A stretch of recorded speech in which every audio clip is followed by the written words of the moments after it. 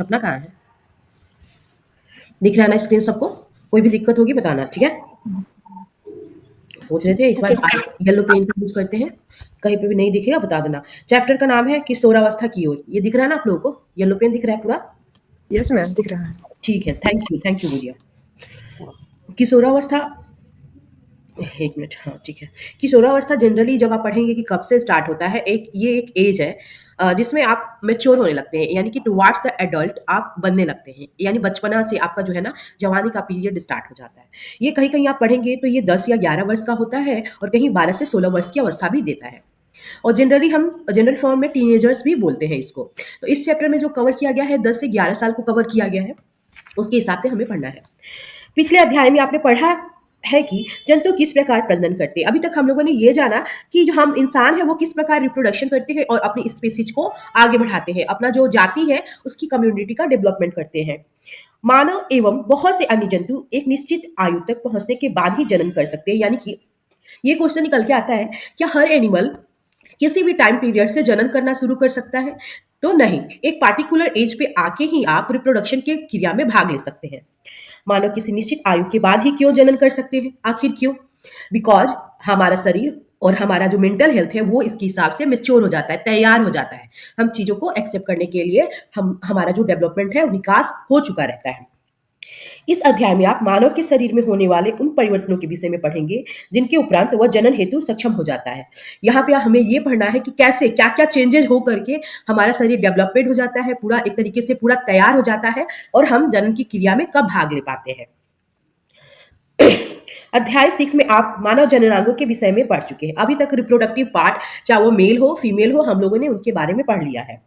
इस अध्याय में हम उन हार्मोनों के विषय में चर्चा करेंगे जो शिशु यानी बच्चे में होने वाले उन परिवर्तनों में महत्वपूर्ण भूमिका निभाते हैं जिनके कारण बच्चा बड़ा होकर एडल्ट या वयस्क बन जाता है। यहाँ पे आपको वो पढ़ने को मिलेगा कि क्या क्या क्या ऐसा चीज है हमारे बॉडी में, वो हार्मोन्स है जो पाए जाते हैं जो एक बच्चे से हमें बड़े में कन्वर्ट करने में हेल्प करते हैं, यानी कि बच्चा का ग्रोथ होकर के वो एक एडल्ट बन जाता है, वयस्क हो जाता है। तो पहला इसी इसी की कड़ी में जो पहला पार्ट हम लोग को पढ़ना है किशोरावस्था या यौवन आरंभ। किशोरावस्था जनरली 10 से 11 साल तक शुरू हो जाता है। इसको यौन आरंभ भी बोलते हैं, जब आप यौवन की ओर अग्रसर होते हैं, एक तरीके से जवान होने लगते हैं। आम भाषा में ये बोलते हैं। बूझो अपना 12वां जन्मदिन मना रहा था। मित्रों के चले जाने के पश्चात बूझो और पहेली ने अपने माता पिता के साथ बातें करने लगे। बूझो का बर्थडे था, 12वां बर्थडे था। बूझो और पहेली ने अपने माता पिता से बर्थडे के बाद में बातें करना शुरू की। क्या बातें की, वो बातें इंपॉर्टेंट है। पहेली जो है उनकी बहन एक कन्या विद्यालय में पढ़ती है। वह हंसने लगी और उसने टिप्पणी की कि बूझो के कई मित्रों जिनसे वह 1 वर्ष बाद मिली थी, लगभग 1 वर्ष के बाद, क्योंकि पिछले बर्थडे में बुलाया होगा, अब इस बर्थडे में बुलाया, कि उनके जो बूझो के दोस्त हैं उसकी लंबाई एकाएक बहुत बढ़ गई थी। कितनी बढ़ गई है? उनमें से कुछ तो मूछे आने से जोकर यानी कार्टून जैसे नजर आ रहे हैं, कुछ की लंबाई एकाएक बहुत बढ़ गई है 1 साल के अंदर, और कुछ की जो मूछ आने से वो जोकर टाइप दिख रहे हैं। उसकी माँ ने समझाया कि लड़के बड़े हो गए हैं और इस तरीके से उसे नहीं बोलना चाहिए। वृद्धि जो है, जब बच्चा माँ के यूटेरस में आता है, गर्भाशय में आता है, उस समय से ले करके हमारा जो डेथ होता है उस समय तक मानव में डेवलपमेंट का प्रोसेस चलता रहता है। ये चाइल्ड साइकोलॉजी का क्वेश्चन है, पूछता है कि मानव में जो विकास का प्रक्रिया है कब से आरंभ होता है। तो शिशु के गर्भावस्था में आने के उपरांत ही उसका विकास शुरू हो जाता है। ये क्वेश्चन पूछता है चाइल्ड साइकोलॉजी में, जनरली बीएड के एग्जाम में पूछा है, और मैं भी अगर आप लोगों से पूछ ले तो याद रखिएगा। वृद्धि जन्म के समय से ही होने लगती है, परंतु 10 या 11 वर्ष की आयु के बाद वृद्धि में एकाएक तीव्रता आ जाती है। अब 10 या 11 साल का कोई बच्चा होगा, देखना कि 10 और 11 साल के बाद वो बहुत तेजी से ग्रो करता है। उसकी मांसपेशियां, उसका जो शरीर है, लंबाई है, उसकी जो चौड़ाई है, सीना है, उसका चौड़ा होने लगता है और वृद्धि साफ दिखाई देने लगती है। शरीर में होने वाले परिवर्तन वृद्धि प्रक्रिया का एक भाग है। जो भी चेंजेज होता है उसके, चाहे वो बोलने में हो, चाहे किसी तरीके के व्यवहार में चेंजेज हो, वो सभी कहीं ये दर्शाता है कि वो अब बड़ा हो रहा है, यानी कि किशोरावस्था की ओर अग्रसर हो रहा है। यह इस बात का संकेत है कि अब आप बच्चे नहीं रहे तथा युवावस्था में कदम रख रहे हैं। ये इस चीज का, ये भी जो भी चीजें मैंने बताया वो ये डिनोट करता है कि अब आप बच्चे नहीं रहे हैं। एकाएक लंबाई अगर बढ़ गई है और मूछें आ गई हैं, तो ये सब चीजें डिनोट करती है कि आप बच्चे नहीं हैं, आप यौनारंभ की ओर अग्रसर हो चुके हैं। शरीर में होने वाले इस परिवर्तन की अवधि कब तक रहती है? जब आपका जो शरीर है इस तरीके से डेवलपमेंट होने लगता है, यानी लंबाई एकाएक बढ़ जाती है और मूछें आने लगती हैं, और भी जो भी आवाज का जो ये सब परिवर्तन है वो कब तक चलता रहता है, कितनी एज तक, उसका आंसर मिलेगा आपको। जीवन का यह ऐसा अजीब काल है, इसमें ना तो आप एकदम बच्चे रहते हैं और ना ही सबसे बड़े हो जाते हैं। मैं जिज्ञासु हूँ कि क्या इस बालिक काल एवं युवावस्था के मध्य की इस अवधि का कोई विशेष नाम है? हाँ, है ना? किशोरावस्था बोलते हैं या यौन आरंभ बोलते हैं। और ये जो है ना, ये जो एज होता है बहुत खतरनाक होता है, चाहे वो लड़कों के लिए हो या लड़कियों के लिए। क्योंकि ऐसे एज में आके हम माँ-पापा की जो बातें हैं, वो नहीं समझ पाते, सुन नहीं पाते और उनका कोई भी बात होता है, उस पे हम बहुत तेज़ी से रिएक्ट करते हैं और अपने आप को एज़ लाइक अ हीरो दिखाना चाहते हैं कि अरे! मैं सबको देख लूँगा, सब कर लूँगा, मुझे किसी की ज़रूरत नहीं है। इस तरीके से लड़कों में होता है। जनरली लड़कियों में भी कुछ इमोशंस ज़्यादा डेवलप हो जाते हैं और उनमें भी इस तरह का व्यवहार आ जाता है कि वो प्रतिकार करने लगते हैं, बोलने लगते हैं ज़्यादा। साथ-साथ वैसे एज में क्या होता है कि वो माँ-पापा के साथ ज़्यादा टाइम स्पेंड ना करके चाहते हैं कि वो अपने दोस्तों के साथ, कलीग के साथ ज़्यादा हिले-मिले उनके साथ रहें, ऐसा होता है। परंतु जस्ट इसके विपरीत जैसे-जैसे आप मैच्योर हो जाते हैं देन यू विल रियलाइज़ कि ये जो है एज है, हम बड़े हो गए तो अब हमें माँ-पापा के साथ भी रहना चाहिए। 1 मिनट। आप भी नहीं करेंगे, जाओ। सो क्या अन्य जंतुओं में भी हार्मोन स्रावित होते हैं? ये पूछ रहा है कि क्या जंतुओं में भी हार्मोन स्रावित होते हैं? इंसानों की तरह क्या जंतुओं में भी ये होता है? क्या जनन प्रक्रिया में उनका कोई योगदान है? जैसे हम में हार्मोन सिक्रीशन होता है और ये जो रिप्रोडक्शन का प्रोसेस है उसमें हार्मोन इंपॉर्टेंट भूमिका अदा करते हैं गैमेट्स के फॉर्मेशन में। Good morning. उसी तरह क्या एनिमल्स में भी होता है? कीट एवं मेढक में जीवन चक्र पूर्ण करने में हार्मोन का योगदान। आप मेढक के जीवन चक्र के विषय में तो पढ़ ही चुके हैं। टेडपोल को एक एडल्ट यानी कि वयस्क मेढक बनने के लिए अनेक चरणों से होकर गुजरना पड़ता है। लार्वा से वयस्क बनने के इस परिवर्तन को मेटामॉर्फोसिस कहते हैं हम लोग इंग्लिश में और हिंदी में बोलते हैं कायांतरण।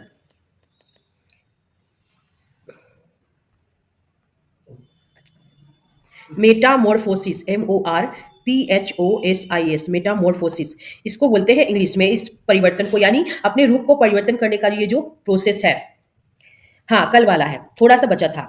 कीटों में कायांतरण का नियंत्रण यानी उनमें जो ये कायांतरण जो बदलाव होता है एक लार्वा से कैसे एक बड़ा एडल्ट बना, उसका नियंत्रण कीट हार्मोन के द्वारा होता है। मेढक में थायरॉइड के द्वारा स्रावित हार्मोन थायरोक्सिन है। हमारे में भी थायरोक्सिन हार्मोन थायरॉइड से निकलता है, मेढक में भी निकलता है। तो मेढक में थायरोक्सिन हार्मोन क्या करता है कि इसका नियमन करता है, किसका? रूप के बदलने में यानी टेडपोल से एक एडल्ट को बनने में। थायरोक्सिन के उत्पादन के लिए जल में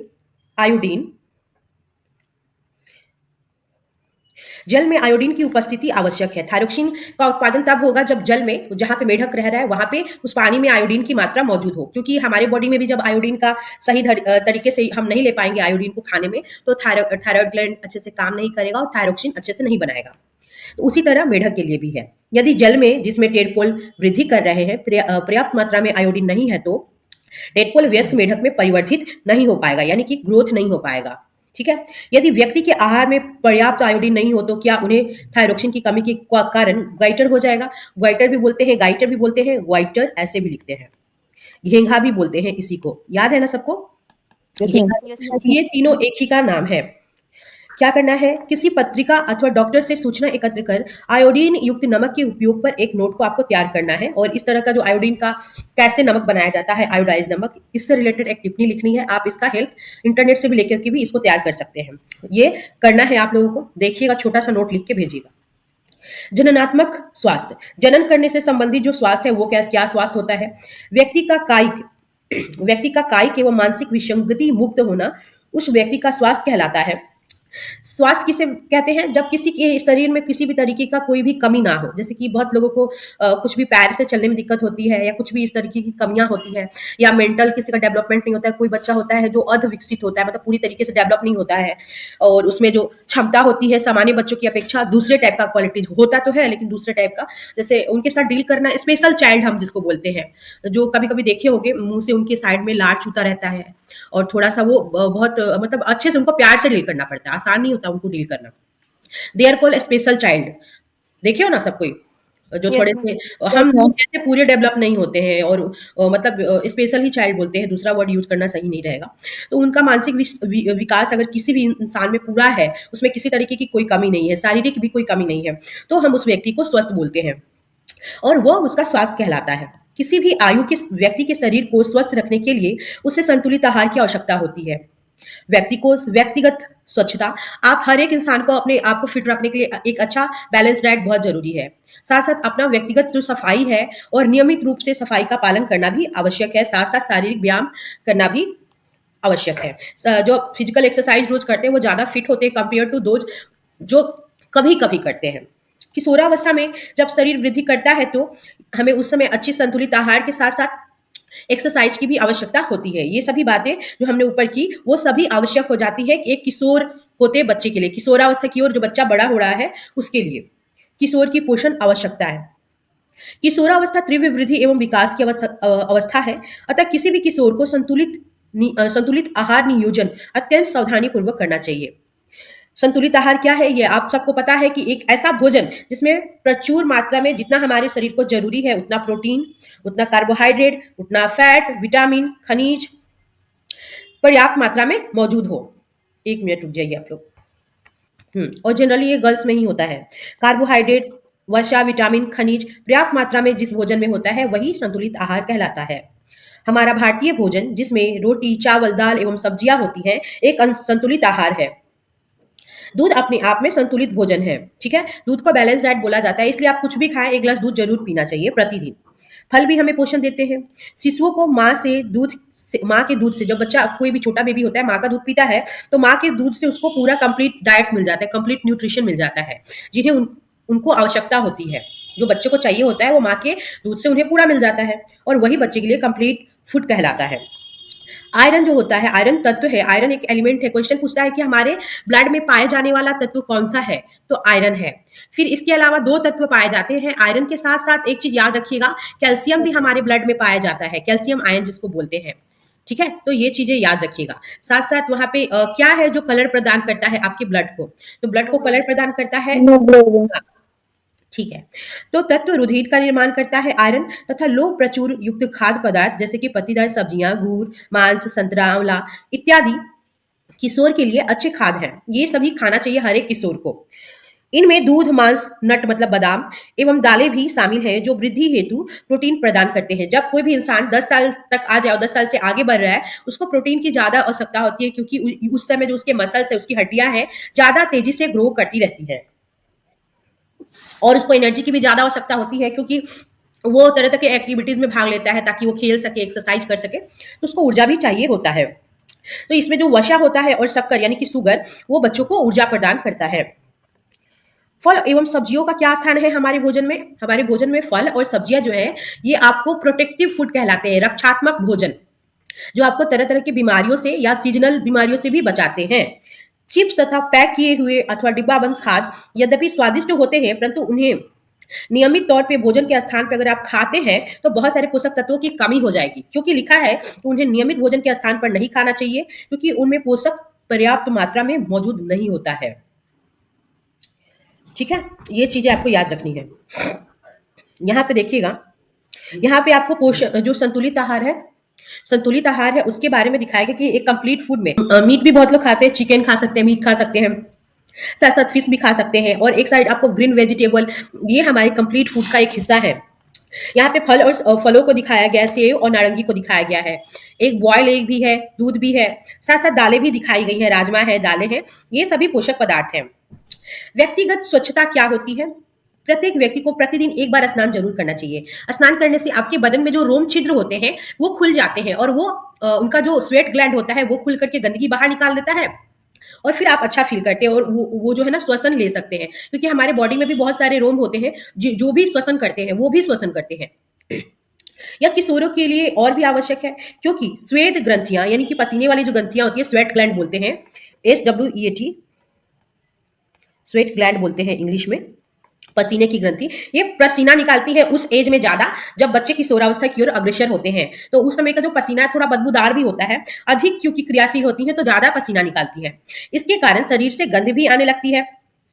शरीर के सभी भागों को स्नान करते समय अच्छे प्रकार से धोना चाहिए, साफ करना चाहिए। यदि सफाई नहीं रखी गई तो जीवाणु संक्रमण होने का खतरा रहता है, कहीं पे भी बैक्टीरियल इन्फेक्शन हो जाएगा।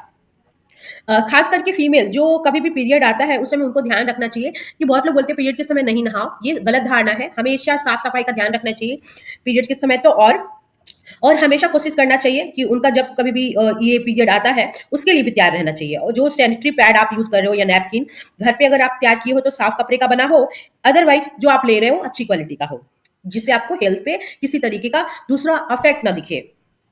आवश्यकतानुसार 4 से 5 घंटे में क्या करना चाहिए, हर एक नैपकिन को चेंज कर देना चाहिए जब आप यूज़ कर लेते हैं तो। शारीरिक व्यायाम, हम सबको एक्सरसाइज करना चाहिए, ताज़ी हवा में टहलना, खेलना शरीर को चुस्त एवं स्वस्थ रखता है। सभी युवा, किशोर, लड़के एवं लड़कियों को टहलना, व्यायाम करना एवं बाहर खेलना चाहिए। भ्रांतियाँ और असत्य बाद में बता देंगे ऐसा आपको। असत्य अवधारणाएँ करें और ना करें। कुछ ऐसे भी चीज़ें हैं जो हमारी सोसाइटी में बना हुआ है और बोलते हैं इनको करना चाहिए, नहीं करना चाहिए।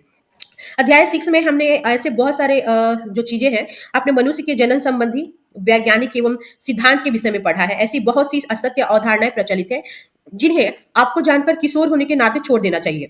जैसे उदाहरण के लिए किशोरों के शारीरिक परिवर्तन संबंधी अनुभवों को लेकर अनेक भ्रांतियाँ एवं असत्य अवधारणाएँ हैं। जो नीचे दिया गया है कि जब किसी को पीरियड आता है उस समय कोई लड़की अगर किसी को देखती है, किसी लड़के को देखती है तो वो पीरियड हो जाती है, वो प्रेग्नेंट हो जाती है। पीरियड में अगर कोई लड़की है और वो लड़के को देखने से ही मात्र प्रेग्नेंट हो जाती है। क्या ये सही है? नहीं सर, नहीं मैम। हाँ। संतान के लिंग के लिए माँ उत्तरदायी होती है। संतान जो होने वाले बच्चा है उसके लिए माँ उत्तरदायी है कि वो लड़का है या लड़की? पिता। गलत है। जब पीरियड की अवस्था में लड़की का रसोई में काम करना मना होना चाहिए, निषिद्ध होना चाहिए। ये नहीं सभी मैम, गलत नहीं मैम, है। ऐसा कुछ नहीं। मैंने मैम तो ये ऐसा पहले के लोगों की सोच थी, प्राचीन हाँ, टाइम में होता था, अब तो नहीं हाँ, होता। ऐसा कुछ नहीं है, ये सब गलत धारणाएँ हैं और जहाँ कभी भी आप लोग देखो, इसे उखाड़ के फेंक देना चाहिए, ये कोई अच्छी बात नहीं है। मैम ये मतलब ऐसा बनाया गया है ना कि पानी से मतलब दूर रहना चाहिए इसमें। थोड़ा तापमान टेम्परेचर क्यों? को भी बढ़ाता है। मतलब एक साइंटिस्ट ये थी, लेकिन लोग कहते हैं कि काम नहीं करना चाहिए, पूजा नहीं करना चाहिए, ये सब। वेट नहीं उठाना चाहिए बस, इतना वेट सकते हो, है ना? नशीली दवाओं, ड्रग्स का निषेध करें। जो भी कोई भी बहुत बच्चे हैं देखोगे ड्रग्स लेने लगते हैं।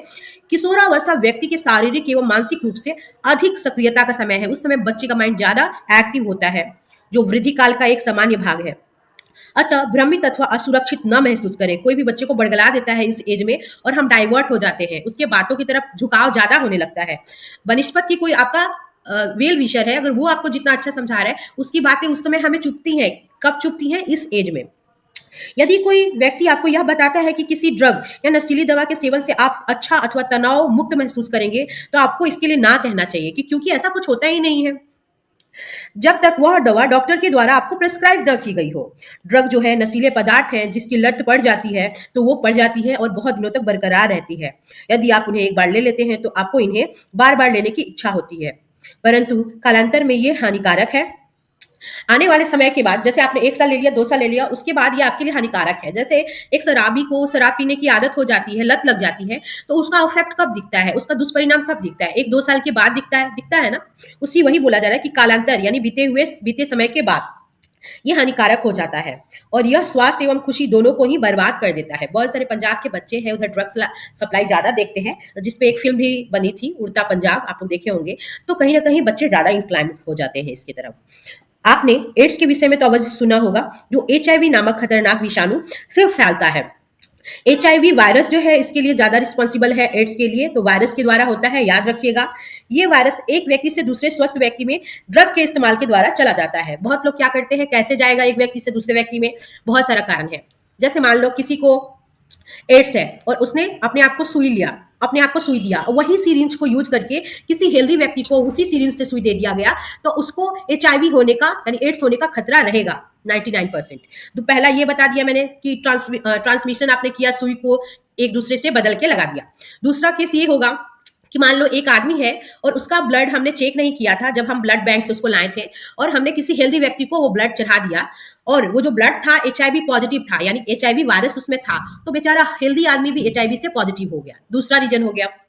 तीसरा रीजन, अगर माँ है, माँ को अगर एचआईवी हो चुका है, एड्स हो चुका है, तो उसके बच्चे को हो सकता है at the time of delivery, साथ साथ उसको दूध या स्तनपान कराने से भी हो सकता है। फोर्थ है कि जब किसी एक मेल या फीमेल कोई भी है, उसमें से कोई एक एचआईवी पॉजिटिव है, एड्स है उसको, उसके साथ फिजिकल कांटेक्ट में आने से ये बीमारी हो जाती है, यानी असुरक्षित यौन संबंध बनाने से। बट ये गलत धारणा है कि आपने उसका तौलिया यूज कर लिया, साथ में खाना खा लिया, गले लग गए, ऐसे नहीं होता है। मैम ठीक है, अगर उसी ग्लास से पानी पी लिए तो अगर नहीं ऐसा कुछ नहीं, क्योंकि वो जब तक इंटरनली किसी तरीके का टच नहीं होगा, तब तक वो नहीं फैलेगा। यहाँ पे दे रखा है कि इस्तेमाल की जाने वाली सिरिंज के द्वारा भी होता है। वायरस का संक्रमण दूसरे माध्यमों जैसे कि पीड़ित माँ से दूध द्वारा उसके बच्चे में हो सकता है। एचआईवी से पीड़ित व्यक्ति के साथ लैंगिक संपर्क स्थापित करने के द्वारा भी इस रोग का संक्रमण हो सकता है। किशोरावस्था किशोर द्वारा गर्भधारण कोई भी हमने किसी ने पूछा था प्रीवियस क्लास में कि शादी का अच्छा एज क्या है। हमारी गवर्नमेंट ने भी शादी का एक एज फिक्स किया है लड़कों के लिए 21 साल, लड़कियों के लिए 18 साल। क्यों किया है ये चीज का जवाब आप लोग को मिल गया होगा। क्योंकि लड़कियां जो है लड़कों से पहले मेच्योर हो जाती है, ज्यादा समझदार हो जाती है, उनका शरीर भी एक तरीके से ग्रोथ भी लड़कों की अपेक्षा पहले हो जाता है। आप संभवतः जानते होंगे कि हमारे देश में विवाह की जो विधि संगत कानूनी एज है लड़कियों के लिए 18 वर्ष एवं लड़कों के लिए 21 वर्ष है। इसका कारण है कि टीन एज यानी कि टीन आयु यानी किशोर लड़कियां मां एवं शारीरिक एवं मानसिक रूप से मातृत्व के लिए तैयार नहीं होती है। इसका कारण ये है 18 साल क्यों रखा, क्योंकि उससे कम एज का जो टीन एज है शारीरिक रूप से लड़कियां तैयार नहीं होती मां बनने के लिए, मानसिक रूप से भी नहीं तैयार होती है। इसलिए बाल विवाह कम उम्र में विवाह तथा मां बनने से क्या होता है कि मां और बच्चे दोनों को ही स्वास्थ्य संबंधी खतरा हो सकता है। क्योंकि बच्चा छोटा है, कैसे पालेगा बच्चे को, साथ साथ इतने कमजोर शरीर में कैसे एक बच्चा पल पाएगा। इसलिए एक अच्छा एज माना जाता है 18 ईयर। और इससे मैम 18 साल ऊपर एज हो तो और भी अच्छी बात है। इससे युवा स्त्रियों के लिए व्यवसाय के अवसरों में भी कमी आती है। अगर जैसे छोटे बच्चों की आप शादी करते जाएंगे तो कैसे वो ज्यादा ना जॉब कर पाएंगी, ना इंडिपेंडेंट हो पाएंगी, ना पैर पे खड़े हो पाएंगी, क्योंकि वे मातृत्व की जिम्मेदारी उठाने के लिए सक्षम नहीं होती। तो वो अपना कहीं ना कहीं बच्चे को नहीं देख पाएंगी, साथ साथ अपना रोजगार या कोई भी इस तरीके का बिजनेस है उसमें भी उनकी कमी हो जाएगी। अतः वह मानसिक पीड़ा से ग्रस्त रहती हैं। यही कारण है कि कहीं ना कहीं महिलाएं मेंटली ज्यादा परेशान रहती है कि वो अपने काम को अच्छे से नहीं संभाल पाती और फैमिली को अच्छे से नहीं देख पाती। तो ये काम तब हो पाता है अच्छे से बैलेंस के साथ जब फीमेल मैच्योर है तो अपने फैमिली को भी देख लेती है, बच्चों को भी देख लेती है और जॉब भी कर लेती है। तो बहुत सारी ऐसी भी महिलाएं हैं जो बहुत जॉब भी कर रही है, बच्चे भी संभाल रही है, घर भी संभाल रही है। ठीक है, बट ये छोटे एज में ये ऊपर करिए। दिख रहा है गुड़िया, बेटा दिख रहा है। जी मैम। हम लोगों ने खाली इतना ही जाना था कि जो किशोरावस्था की। हाँ जी बोलिए गुड़िया बोलिए। विशेष नाम उसके नीचे थोड़ा सा और हुआ था, उसके बाद कराना था मैम। अच्छा ठीक है, हाँ बस थोड़ा सा बता दे रही हूँ, जो कुछ लोग नहीं थे ना उनको समझ में आ जाएगा। इसमें बताया था कि बहुत सारा जो बुक है वहाँ पे आप पढ़ेंगे कि जो आपकी किशोरावस्था की एज है कहीं कहीं 12 से 16 वर्ष, कहीं आप पढ़ेंगे कहीं कहीं 10 से 11 वर्ष के दौरान शुरू हो जाता है। और ये जो टीनेजर होते हैं वहां तक लगभग टीनेजर जो होते हैं वो ऑलमोस्ट ये कहे जाते हैं कि वो डेवलपिंग स्टेज में है, किशोरावस्था में है। और जैसे 19 टीन एज खत्म हो जाता है हम कहते हैं कि अब ये एडल्ट हो चुके हैं। जनरली हमारे यहाँ जो एडल्ट है ऑलमोस्ट 18 ईयर्स से काउंट किया जाता है। इसी यही रीजन है कि 18 साल से हम वोटिंग भी शुरू कर देते हैं, 18 साल से मैरिज को भी शुरू कर दिया जाता है। ठीक है, तो बस हम लोगों ने इतना ही पढ़ा था। और जो भी किशोरावस्था के दौरान हमारे बॉडी में चेंजेज होता है उसके लिए कुछ हार्मोन होते हैं बॉडी में, वो चेंजेस में मदद करते हैं। आपकी बॉडी को जब इंसान छोटा होता है, एक बेबी होता है, फिर आप देखोगे धीरे धीरे थोड़ा बड़ा हुआ, फिर धीरे धीरे एक किशोर बनने लगा, उसकी मूछें आने लगी, उसके एडम्स एप्पल ग्रो होने लगे, उसका जो शोल्डर है वो कंधा जो है वो थोड़ा चौड़ा होने लगा, है ना, उसकी लंबाई बहुत बढ़ गई।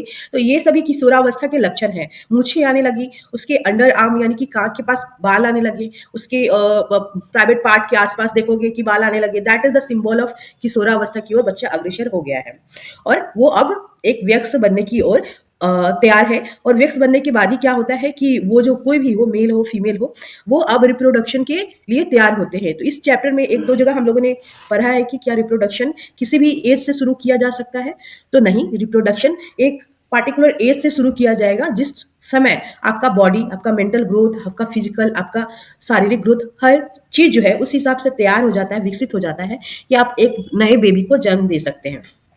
फिर ये पढ़ाया था कि क्या किसी भी शिशु का जो डेवलपमेंट है कब शुरू होता है, तो जब ये मदर के गर्भाशय में आता है तब से ही उसका विकास शुरू हो जाता है और जीवन पर्यंत यानी कि डेथ बेद तक बना रहता है। यही पढ़ा था जनरली। अब हम लोग को यहां से कवर करना है। गुड़िया आपको याद है बेटा?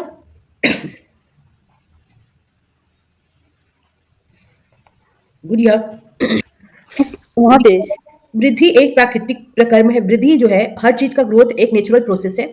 जीवन काल की वह अवधि जब शरीर में ऐसे परिवर्तन होते हैं जिसके परिणाम स्वरूप जनन परिपक्वता आती है, यानी कि ऐसा डेवलपमेंट जिसके बाद कोई भी इंसान जनन के लिए, प्रजनन के लिए तैयार हो जाता है, तो वो किशोरावस्था कहलाती है। तो यानी कहने का मतलब जो किशोरावस्था में ही इंसान के शरीर में ऐसे ऐसे चेंजेस आने लगते हैं जिससे वो आगे चल के एक नई बेबी का निर्माण करने में एबल हो पाता है, चाहे वो मेल और फीमेल दोनों के लिए ये बातें हैं। किशोरावस्था लगभग 11 वर्ष की आयु से प्रारंभ होकर 18 अथवा 19 वर्ष की आयु तक चलता रहता है, यानी कि टीन एज तक। यहाँ पे लिखा है टीन एज तक चलता रहता है, यानी जैसे टी वाई आ जाएगा 20, 21, तो वहां से उसकी जो टीन एज है खत्म हो जाएगी। यह अवधि यहाँ पे है लगभग 11 वर्ष की आयु तक। किशोरावस्था जो है लगभग 11 वर्ष की आयु से प्रारंभ होकर के कहीं कहीं 10 साल और कहीं कहीं 11 साल। तो क्यों हम लोग 11 साल काउंट करते हैं, 10 साल क्यों काउंट करते हैं? क्योंकि लड़कियां जो है लड़कों की अपेक्षा पहले से ग्रोथ होना, उनमें ज्यादा तेजी से ग्रोथ होना तैयार हो जाता है कंपेयर टू द बॉय, और वो लड़कों से पहले ज्यादा मतलब एक तरीके से डेवलप हो पाती हैं, ग्रोथ हो पाती है। उनका मेंटल और शारीरिक विकास जो है लड़कियों का, वो लड़कों की अपेक्षा बहुत तेजी से होता है और जल्दी होता है। तो लगभग 11 वर्ष की आयु से प्रारंभ होकर 18 और 19 वर्ष की आयु तक रहती है यह अवधि, क्योंकि अंग्रेजी के टीन्स टीन्स 13 से 18 या 19 वर्ष की आयु तक चलती है। देखो तुरंत इन्होंने चेंज कर दिया, यानी कि टीन एज इन्होंने काउंट कर लिया 13 से लेके, जैसे 12 आता है ना, इन्होंने 12 छोड़ दिया इंग्लिश के हिसाब से और 13 से लेके 19 तक को काउंट किया है।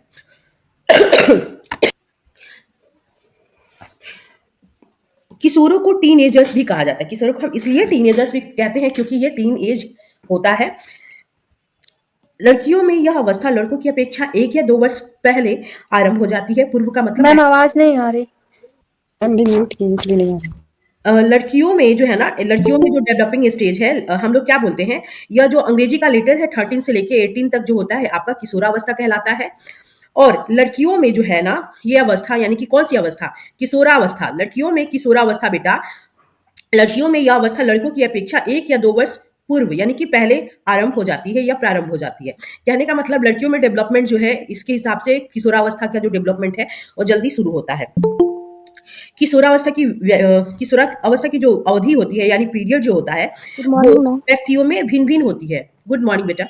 किशोरावस्था की अवधि यानी कि उसका जो एक स्पेसिफिक एज होता है वो हर एक इंसान में, हर एक लोगों में अलग होता है।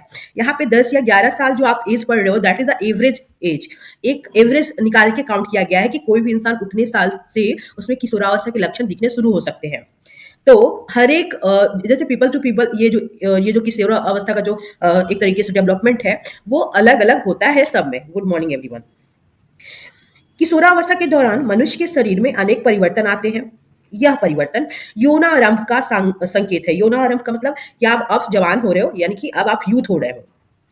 जो भी लक्षण आपको दिखेंगे तो क्या क्या दिखता है इनमें से सबसे महत्वपूर्ण परिवर्तन है, इनमें से सबसे महत्वपूर्ण परिवर्तन है लड़के एवं लड़कियों का जनन क्षमता का विकास होना। कहने का मतलब है जब लड़के और लड़कियां दोनों में क्या होता है ना, रिप्रोडक्शन की जो ये क्वालिटी है ये डेवलप होने लगती है। कहने का मतलब लड़के जो है ना वो स्पर्म का निर्माण उनके बॉडी में होने लगता है, उनके टेस्टिस में। साथ साथ फीमेल का जो ओवरी है वो सेंसिटिव होके जो अंडा है वो बनाने लगता है। इसी को जनन क्षमता हम बोलते हैं। किशोर की जनन परिपक्वता के साथ साथ यौनारंभ समाप्त हो जाता है। जैसे कि कोई मेल और फीमेल इस चीज का लक्षण जो है ना प्राप्त कर लेता है कि उनमें जो जनन क्वालिटी डेवलप हो जाती है, जैसे मैंने अभी बताया, उसका विकास होने लगता है एग का और स्पर्म का दोनों में, तो यौनारंभ जो है एक तरीके से समाप्त हो जाता है। तो अगर आपसे कोई पूछेगा कि ये यौनारंभ क्या है, ये किशोरावस्था क्या है, तो किशोरावस्था में जनन की जो क्वालिटी है वो एक तरीके से हमारे बॉडी में डेवलप हो जाती है।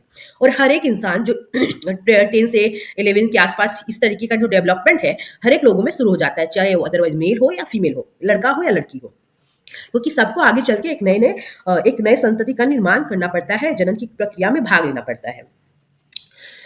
पहली और बूझों को एहसास होता है कि लंबाई में एकाएक वृद्धि एवं लड़कों में हल्की दाढ़ी मूछों का आना किशोरावस्था के लक्षण है। कहने का मतलब कि पहली और बूझों को ये चीज आप समझ में आ गया कि अगर लंबाई किसी की एकाएक देखोगे 10 साल के बाद किसी बच्चे में एकाएक लंबाई उसकी ग्रो कर गई है, लड़कियों में भी सेम होता है। और दाढ़ी मूछें आ जाना ये किशोरावस्था के लक्षण कहलाते हैं। वे यौनारंभ में होने वाले अन्य परिवर्तनों के विषय में जानना चाहते थे। कौन जानना चाहते थे? पहेली और बूझो ये चीज को जानना चाहते थे कि ये जो किशोरावस्था होता है और जिसको यौनारंभ बोलते हैं कि उसमें दाढ़ी मूछों के अलावा और क्या क्या चेंजेज आते हैं, लंबाई बढ़ने के अलावा और क्या क्या चेंजेज आते हैं। यौनारंभ में होने वाले परिवर्तन दिख रहा है ना सबको गुड़िया? जी मैम, दिख रहा है। Yes ma'am. यौनारंभ में होने वाले परिवर्तन लंबाई में वृद्धि। यौनारंभ में या किशोरावस्था में ये जो परिवर्तन का पहला चरण आ जाता है लंबाई में वृद्धि। लंबाई में एकाएक वृद्धि यौनारंभ के दौरान होने वाला सबसे अधिक दृष्टिगोचर परिवर्तन है। दृष्टिगोचर का मतलब ये आपकी आंखों को दिख जाता है। मतलब कोई अगर लंबा हो गया तो आप उससे 1 साल बाद मिलेंगे तो वो बहुत लंबा आपको दिखेगा, क्योंकि रियल में जो लंबाई है वो किसी भी इंसान की दिख जाती है, छिपती नहीं है। लंबाई तो छिपने वाली कोई चीज है नहीं। सही में। वही दृष्टिगोचर परिवर्तन होता है। इस समय शरीर की हड्डियां जो है ना लंबी हो जाती हैं, इसीलिए क्या होता है, लंबी अस्थियों की अर्थात हाथ एवं पैरों की अस्थियां और यानी हड्डियों की लंबाई में वृद्धि होती है, जिससे हम कहते हैं कि वो लंबा हो गया है या वो लंबी हो गई है और व्यक्ति लंबा हो जाता है। तो क्या है ना, उसके बोन में यानी बोन का जो एक तरीके से लंबाई है वो ग्रोथ कर जाता है। और ये जो डेवलपिंग स्टेज है, इस दौरान हर एक इंसान को अच्छा आहार लेना चाहिए, साथ साथ अच्छे एक्सरसाइज भी, मतलब अच्छे से एक्सरसाइज भी करना चाहिए। यहाँ पे आपको एक चीज दिखाया गया है, एक चार्ट बनाया गया है। चार्ट में लड़की एवं लड़कियों की आयु के साथ लंबाई में वृद्धि की औसत दर को दिखाया गया है। कॉलम 2 और 3 में किसी व्यक्ति की लंबाई को प्रतिशत में दर्शाया गया है। ये कॉलम देख लो। यहाँ पे क्या है ना, आयु बताया गया है, एज बताया गया है। इसमें लड़के का जो पूरा जो एक तरीके से लंबाई कितना परसेंट प्राप्त करता है, अपने अपने लंबाई का कितना परसेंट, अगर कोई बच्चा 8 साल तक है तो लड़का 72% लंबा हो जाएगा और लड़की 77% होगी, क्योंकि लड़कियों में लड़कों की अपेक्षा जो लंबाई का ग्रोथ है ये कम दिखता है। 9% 9 साल की एज में लड़का 75% पूरी तरीके से अपने लंबाई को प्राप्त करता है, जबकि लड़कियां 81% को। कहीं कहीं लड़कियां आगे निकल जाती हैं, कहीं कहीं लड़के, यानी लड़कियां, हमने पढ़ा है कि लड़कियों में ज्यादा तेजी से डेवलपमेंट होता है, बट 8 to 8 जो एज टू एज है ना, कहने का मतलब डिफरेंस बरकरार रहता है। 10 साल की आयु में दोनों का आप देख सकते हैं लंबाई, और लास्ट में आपको दिखाया गया है कि 18 ईयर आने तक दोनों 100% अपने लंबाई को प्राप्त कर लेते हैं। ये चीज को नीचे समझाया गया है। फिर अगर आपको पूर्ण लंबाई के लिए अगर गणना करना है, एक तरीके से मेजरमेंट करना है, तो कोई भी इंसान का जो वर्तमान लंबाई है, मान लो आपकी 152 सेंटीमीटर अगर अभी लंबाई है, और वर्तमान आयु में पूर्ण आयु का परसेंटेज अगर मान लो, छोड़ो जो भी हो, यहाँ पे जैसे 9 साल है, 9 साल वाले को इन्होंने यहाँ पे लिया है, इसलिए 9 साल वाले से समझाना थोड़ा आसान हो जाएगा। यहाँ 9 साल वाले को इन्होंने लिया है, जिसका 75% लड़के ने प्राप्त कर लिया है। तो इसको इसी हिसाब से नीचे में दिखाया गया है कि कोई एक लड़का है जिसकी आयु 9 वर्ष है और उसकी लंबाई जो है, प्रेजेंट लंबाई है वो 120 सेंटीमीटर है। कोई लड़का कितने साल का है, 9 साल का है, और उसकी प्रेजेंट लंबाई है 120 सेंटीमीटर। लेकिन नीचे में क्या लिखना है आपको, वर्तमान आयु में पूर्ण लंबाई का परसेंटेज, यानी 120 सेंटीमीटर 9 साल की एज में है, तो 9 साल में टोटल लंबाई का परसेंटेज क्या होगा। तो आपको यहाँ देख सकते हो कि 9 साल की एज में जो टोटल लंबाई का परसेंटेज है 75%, इसको यहाँ इन्होंने रख के इसका वैल्यू निकाला है। यानी कि प्रेजेंट लंबाई कितना है, 120 सेंटीमीटर। प्रेजेंट एज के हिसाब से जो परसेंटेज होगा वो कितना परसेंटेज, 75, और 100 से हम डिवाइड करके निकालते हैं तो 160 आ जाएगा। कैसे आएगा, 25 या 75, 25 चौका 100, 3 चौका 12, और 40 इंटू 4 करेंगे 160 सेंटीमीटर हो जाएगा। समझ में आया? जी मैम। यहाँ पे आपको दिखाया गया है, एक बनाया गया है, इधर आपको आयु में वर्ष को दिखाया गया है, साथ साथ पूर्ण लंबाई का जो परसेंटेज है, जैसे वहां पे अभी आप देखे हो, ये लड़कों और लड़कियों की जो लंबाई है इसको इन्होंने ग्राफ में तैयार किया है। एक तरीके से ये तो एक तरह का सिंपल चार्ट हो गया। ये सिंपल चार्ट हो गया कि कोई भी लड़का, कोई भी इंसान अगर अपने एज को है 8 या 9 साल, तो उस समय लड़का कितना परसेंट लंबाई प्राप्त करेगा और लड़की कितने परसेंट प्राप्त करेगी। इसी चीज को यहाँ पे इन्होंने ग्राफ से दिखा दिया है। तो ये जो सिंबल दिखा रहा है वो लड़के को दिखा रहा है और ये लड़की को दिखा रहा है। तो उसी 8 साल में लड़का कहाँ पे है और लड़की कहाँ पे है, फिर 9 साल में लड़का कहाँ है और लड़की कहाँ है, और ये पूरा इनका परसेंटेज है वाई एक्सिस पे, और एक्स एक्सिस पे क्या है, यहाँ पे परसेंटेज वैल्यू है, यहाँ पे इनका एज है दोनों का। तो ये दिखा रहा है कि लड़का और लड़की जो है ना, दोनों के एज अगर सेम है बट उनकी लंबाई अलग अलग है। तो इस चीज को यहाँ पे दिखाया गया है, जो अभी आप लोगों ने पढ़ा है उसी को ग्राफ के हिसाब से तैयार किया गया है। लिखा भी है, आयु के साथ बढ़ती ऊंचाई मतलब लंबाई का प्रतिशत प्रदर्शित करने वाला ग्राफ। ऊंचाई का मतलब ही हुआ जनरल पर्सपेक्ट में कि कितना लंबा है। प्रारंभ में लड़कियां लड़कों की अपेक्षा अधिक तेजी से बढ़ती हैं, परंतु लगभग 18 वर्ष की आयु तक दोनों अपनी अपनी अधिकतम लंबाई प्राप्त कर लेते हैं। जैसे 18 साल जैसे जैसे दोनों रीच करते हैं, चाहे लड़का हो या लड़की हो, अपनी पूर्णतः लंबाई को प्राप्त कर लेते हैं। इससे पहले दोनों में डिफरेंट होता है, और यहाँ पे आप देखेंगे कैलकुलेशन में कि लड़कियां पहले ही अपनी लंबाई को प्राप्त कर लेती है, 100% लंबाई को लड़कों की अपेक्षा। यहाँ पे देखे हो ना, यहाँ पे जैसे लड़का अगर 90% पे आया है, 99 पे, लड़की ने 100% प्राप्त कर लिया है। तो इससे पता चलता है कि लड़कियां जो है ना, उनमें डेवलपमेंट पहले स्टार्ट होता है और पहले ही वो अपनी लंबाई का पूरा परसेंटेज प्राप्त कर लेती है। अलग अलग व्यक्तियों की लंबाई में वृद्धि की दर भी भिन्न भिन्न होती है। आप ही लोग जितने लोग यहाँ पे हो, सबकी लंबाई, अगर सबकी एज अगर मैं बोलूँ कि सेम है, बट सबका जो लंबाई है वो अलग अलग हो सकता है। किसी लोग का अगर लंबाई अलग अलग है, इसका मतलब है कहीं ना कहीं आप सब में डेवलपमेंट का जो प्रोसेस है वो अलग अलग है। कोई पहले डेवलप हो जाता है, कोई बाद में डेवलप होता है। जब आप पेड़ों को ही लगाते हो तो कोई पेड़ पहले तैयार हो जाता है और कोई बहुत धीरे धीरे ग्रोथ करता है। तो ये अलग चीजें हैं। कुछ यौन आरंभ में तीव्र गति से बढ़ते हैं, यानी कि कुछ बच्चे जो है, कुछ लोग अपनी किशोरावस्था में तेजी से ग्रोथ करते हैं तथा बाद में यह गति धीमी हो जाती है, यानी पहले तेजी से बढ़े फिर धीमा हो गया, जबकि कुछ धीरे धीरे वृद्धि करते हैं। सबका अलग अलग प्रोसेस होता है। मैं चिंतित हूँ, यद्यपि मैं लंबी हो गई हूँ, परंतु शरीर की तुलना में मेरा जो चेहरा है वो छोटा है। ये लंबी तो बहुत हो गई है, लेकिन शरीर के हिसाब से इनका चेहरा बहुत छोटा नजर आ रहा है। पहेली का पहेली को चिंतित होने की आवश्यकता नहीं है। क्यों नहीं है? शरीर के सभी अंग समान दर से वृद्धि नहीं करते। आपकी अगर हड्डियां बढ़ गई, आपकी लंबाई ग्रो कर गई है, जरूरी नहीं है कि सारा चीज एक ही टाइम में, एक ही स्पीड से सारा डेवलपमेंट हो जाए। कभी हाथ पैर की हड्डियां ग्रो करेंगी तो मसल्स नहीं ग्रो करेंगी, आपका मेंटल विकास उतना नहीं होगा। हर एक चीज का विकास अलग अलग होता है। कहीं कहीं देखोगे कि कोई बच्चा बहुत लंबा हो गया है, लेकिन उसका जो मानसिक विकास है उतना नहीं हुआ, यानी उतना सोचने की क्षमता जो है ना, उसमें उतना ग्रोथ नहीं कर पाया है। किसी बच्चे में ये सब विकास हो गया है तो इमोशनल डेवलपमेंट नहीं हुआ है, मतलब उसको मतलब किसी के प्रेजेंस से, नहीं प्रेजेंस से, या किसी का कुछ ऐसा हो गया, उसको उतना फर्क नहीं पड़ता। That is the emotional connectivity, और बोल सकते हैं कि इमोशनल डेवलपमेंट। वैसे इंसान भी हैं दुनिया में कि जिनको किसी से कुछ फर्क नहीं पड़ता। कभी कभी किशोर के हाथ अथवा पैर शरीर के अन्य अंगों की अपेक्षा बड़े दिखाई देते हैं, आप सब देखे होंगे, परंतु शीघ्र ही दूसरे भाग भी वृद्धि कर शारीरिक अनुपात को संतुलित कर देते हैं और व्यक्ति का शरीर जो है सुडौल हो जाता है। यानी परंतु धीरे धीरे सभी जो भाग हैं, जैसे पहले हाथ डेवलप हो गया, पैर डेवलप हो गए, लंबे हो गए, फिर धीरे धीरे शरीर का सारा भाग मतलब डेवलप होते होते वहां पे पहुंच जाता है, एक बैलेंसिंग अवस्था में पहुंच जाता है, और कोई भी लड़का या लड़की एकदम सुडौल शरीर उसका तैयार हो जाता है। आपने ध्यान दिया होगा कि किसी व्यक्ति की लंबाई उसके परिवार के किसी न किसी सदस्य के लगभग समान होती है। जैसे एक बच्चा है, या तो अपने पापा के जैसा लंबा होगा या तो अपनी मदर के जैसा लंबा होगा। इस चीज को आगे पढ़ेंगे पता चलेगा। इसका कारण यह है कि लंबाई माता पिता से प्राप्त जीन पर निर्भर करती है। जैसे ही आप बड़े होने लगते हैं तो आपकी जो लंबाई है माँ पापा जैसी होती है, या तो माँ जैसी होगी या तो पापा जैसी। पापा लंबे हैं तो उनकी जैसी, या माँ छोटी है तो उनकी जैसी। अदरवाइज कोई वैसा क्वालिटी नहीं रहता है। क्यों? कारण ये है कि जब जब बच्चे का विकास हो रहा था तो वो जो न्यूक्लियस था उसमें क्रोमोजोन होता है। वो क्रोमोजोन हेरिडिटी प्रॉपर्टी को आपके मदर और फादर से आप में ले जाता है, आपके बॉडी में ले जाता है। तो वो जिसका जीन ज्यादा हावी रहता है, अगर मदर का हावी रहा तो उसके हिसाब से लंबाई होगी, अगर फादर का जीन रहा तो उनके हिसाब से आपकी लंबाई हो जाएगी। दोनों में से एक जैसे हो जाएंगे। यहाँ तक इसीलिए कहा गया है कि लंबाई जो है जीन पर निर्भर करती है, परंतु वृद्धि के इन वर्षों में उचित प्रकार का संतुलित आहार आवश्यक है। मैंने पहले ही बताया, जब आपका किशोरावस्था प्रारंभ होता है, उस दौरान अच्छा संतुलित आहार, अच्छा एक्सरसाइज आपको जरूरी है। यह अस्थियों क्यों जरूरी है? यह अस्थियों आपके पेशियों यानी कि मसल्स एवं शरीर के अन्य भागों को सही ढंग से वृद्धि करने में मदद करता है और पर्याप्त पोषण दे करके उनको उस लक्ष्य तक, यानी कि पूरा जो डेवलपमेंट का लक्ष्य है वहां तक पहुंचने में मदद करता है। शारीरिक आकृति में परिवर्तन। किशोरावस्था के दौरान शरीर की जो आकृति है, शारीरिक आकृति, शरीर की जो आपकी बनावट है उसमें परिवर्तन होता है। क्या परिवर्तन आता है?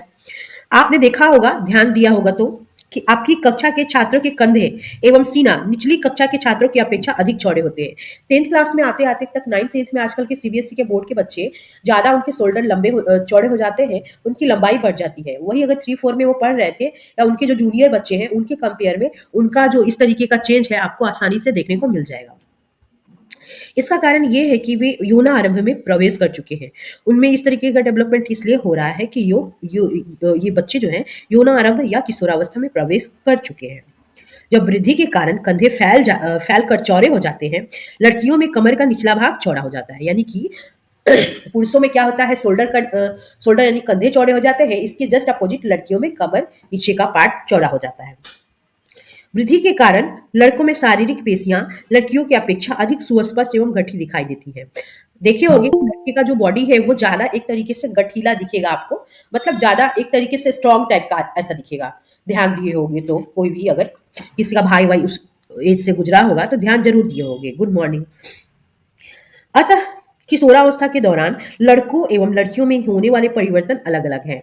दोनों में, लड़कों और लड़कियों में जाहिर सी बात है उनकी शारीरिक आकृति बनावट सब अलग है, तो डेवलपमेंट भी अलग अलग से होगा। अब क्या है, तीसरा है स्वर में परिवर्तन। जैसे जैसे दोनों बड़े होते हैं, मेल और फीमेल, लड़के और लड़कियां, तो उनकी आवाज में भी परिवर्तन होता है। क्या आपने ध्यान दिया है कि कभी कभी आपकी कक्षा के कुछ लड़कों की आवाज फटने लगती है? ध्यान दिए हो? जी मैम, होता है।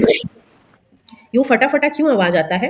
यूनारंभ के कुछ लड़कों की आवाज फटने लगती है। यूनारंभ में क्या है ना, सॉरी, यूनारंभ के दौरान आप जनरली इस तरीके का क्वालिटी आप देख, हाँ, एडम सेपल, वो क्या है ना, डेवलप होने लगता है। यौनारंभ में स्वर यंत्र अथवा लैरिंग्स में वृद्धि का प्रारंभ होने लगता है, जिसके कारण उनकी आवाज फटी फटी आपको सुनाई देती है। लड़कों का स्वर यंत्र विकसित होकर अपेक्षाकृत बड़ा हो जाता है और इतना बड़ा होता है कि अगर आप गले के पास ध्यान से दिखेंगे और वो बोलेंगे तो आपको दिख जाएगा। दिखेगा कि नहीं दिखेगा? दिख जाता है। लड़कों का जो एडम सेपल है वो आसानी से आपको दिख जाएगा। दिखेगा कि नहीं? ठीक है मैम। ठीक है। लड़कों में बढ़ता हुआ स्वर यंत्र गले के सामने सामने की ओर सुस्पष्ट ऊपरी भाग के रूप में दिखाई दे देता है, वो आपको दिखाई दे देता है, जिसे एडम्स एप्पल या कंठमणि कहते हैं। इसको ही स्वर यंत्र भी बोलते हैं, इसी को कंठमणि भी बोलते हैं, एडम्स एप्पल भी बोलते हैं। ठीक है, नाम बहुत सारे हैं, लेकिन अगर आप पढ़ लिए तो समझ में आ जाएगा। लड़कियों में स्वर यंत्र अपेक्षाकृत छोटा होता है, यही कारण है कि वो आपको उतना उभरा हुआ नहीं दिखेगा, अतः बाहर से सामान्यता दिखाई नहीं देता है। सामान्यतः लड़कियों का जो स्वर होता है उच्च तारत्व वाला होता है, लड़कियों का जो आवाज होता है वो हाई पिच वाला होता है, जबकि लड़कों का जो आवाज होता है वो गहरा होता है। लड़की का जो साउंड होता है वो गहरा होता है, जबकि लड़कियों का जो पिच हाई होता है। इस चीज को याद रखिएगा। किशोर लड़कों में कभी कभी स्वर यंत्र की पेशियों में अनियंत्रित वृद्धि हो जाती है और आवाज फटने या भराने लगती है। कभी कभी इतना ज्यादा उसका एडम सेपल लड़कों का डेवलप हो जाएगा कि वो आवाज फटने जैसी लगेगी आपको, जैसे कैसे रेडियो ये सब फटाफटा आवाज देते हैं वैसा ही, और कुछ ढंग से सुनाई नहीं देगा। यह स्थिति उन दिनों अथवा कुछ सप्ताह तक बनी रहती है, जिसके बाद स्वर सामान्य हो जाता है। ये मतलब बहुत परमानेंट, एक तरीके का परमानेंट परिवर्तन नहीं है, परमानेंट डेवलपमेंट नहीं है, ये थोड़े दिन तक बना रहता है, उसके बाद उनकी आवाज सामान्य हो जाती है। ये आपको दिखाया गया, ये तो आपका कान है, ये आपका माउथ है, नीचे में आपको एडम सेपल दिखाया गया है। ये जो कंठमणि है ये उभर कर थोड़ा ज्यादा दिखने लगता है लड़कों में, लड़कियों में नहीं उतना दिखता है। किशोर लड़की का मैम स्वर कभी कभी यंत्र एडम सेपल। बोलिए। मैम कभी कभी लड़कियों में भी दिखता है ऐसा क्यों? लड़कियों में दिखा देना, कहाँ दिखता है, किसकी दिख रही है? तो दिखने का जाहिर सा मतलब है कि वो डेवलप ज्यादा हो चुका है, बट मैंने तो आज तक नहीं देखा मसरूफा। ठीक है, दिखता है तो तुम बता देना मुझे फोटो। आप में है क्या? नहीं, मेरे में नहीं है, मैंने देखा है मैम, तभी मैं बोल रही हूँ। और तो ज्यादा डेवलप कर गया है, इसका जाहिर सा मतलब ये है। मेरे सहपाठियों की फटी आवाज है, ये बूझो ने बोला कि मेरे जो दोस्त हैं उनकी आवाज फटी फटी है। अब मैं जान गया हूँ कि ऐसा क्यों है, पढ़ लिया, समझ गया, तो पता चल गया। अभी तक आप लोग पढ़े हो कैसे आवाज में परिवर्तन होता है एडम्स एप्पल के कारण, उनकी शारीरिक बनावट में डेवलपमेंट होता है। उसके साथ साथ है अब श्वेत एवं तैल ग्रंथियों की क्रियाशीलता में वृद्धि। आपके बॉडी में श्वेत का मतलब होता है पसीने वाला एक ग्लैंड पाया जाता है, और तेल वाला ग्रंथि पाया जाता है। उसकी जो सेंसिटिविटी है उसमें भी चेंजेस आते हैं। किशोरावस्था में श्वेत एवं तेल ग्रंथियों का स्राव बढ़ जाता है। इन ग्रंथियों की अधिक क्रियाशीलता के कारण कुछ, यहाँ बताती हूँ अभी, कुछ व्यक्तियों के चेहरे पर क्या चेंजेस आते हैं कि फुंसियां और मुहासे हो जाते हैं। ठीक है, कटरीना कैफ का दिखता है। अच्छा ठीक है, मैं देख के बताऊंगी। तो आपकी बॉडी में जब आपकी तेल ग्रंथियां ज्यादा हो जाएंगी तो आपके चेहरे पर मुहासे और फुंसिया, इस तरीके का जो दाना है वो ज्यादा निकल जाएगा, क्योंकि तेल ग्रंथि जब ज्यादा एक्टिव होती है, जिसके वजह से एक तरीके से क्या होता है, आपका जो कील मुहासे चेहरे पे आने लगते हैं। तो तेल के कारण ये तेलीय ग्लैंड जो है आपके चेहरे पे बढ़ जाता है, उसकी वजह से होता है।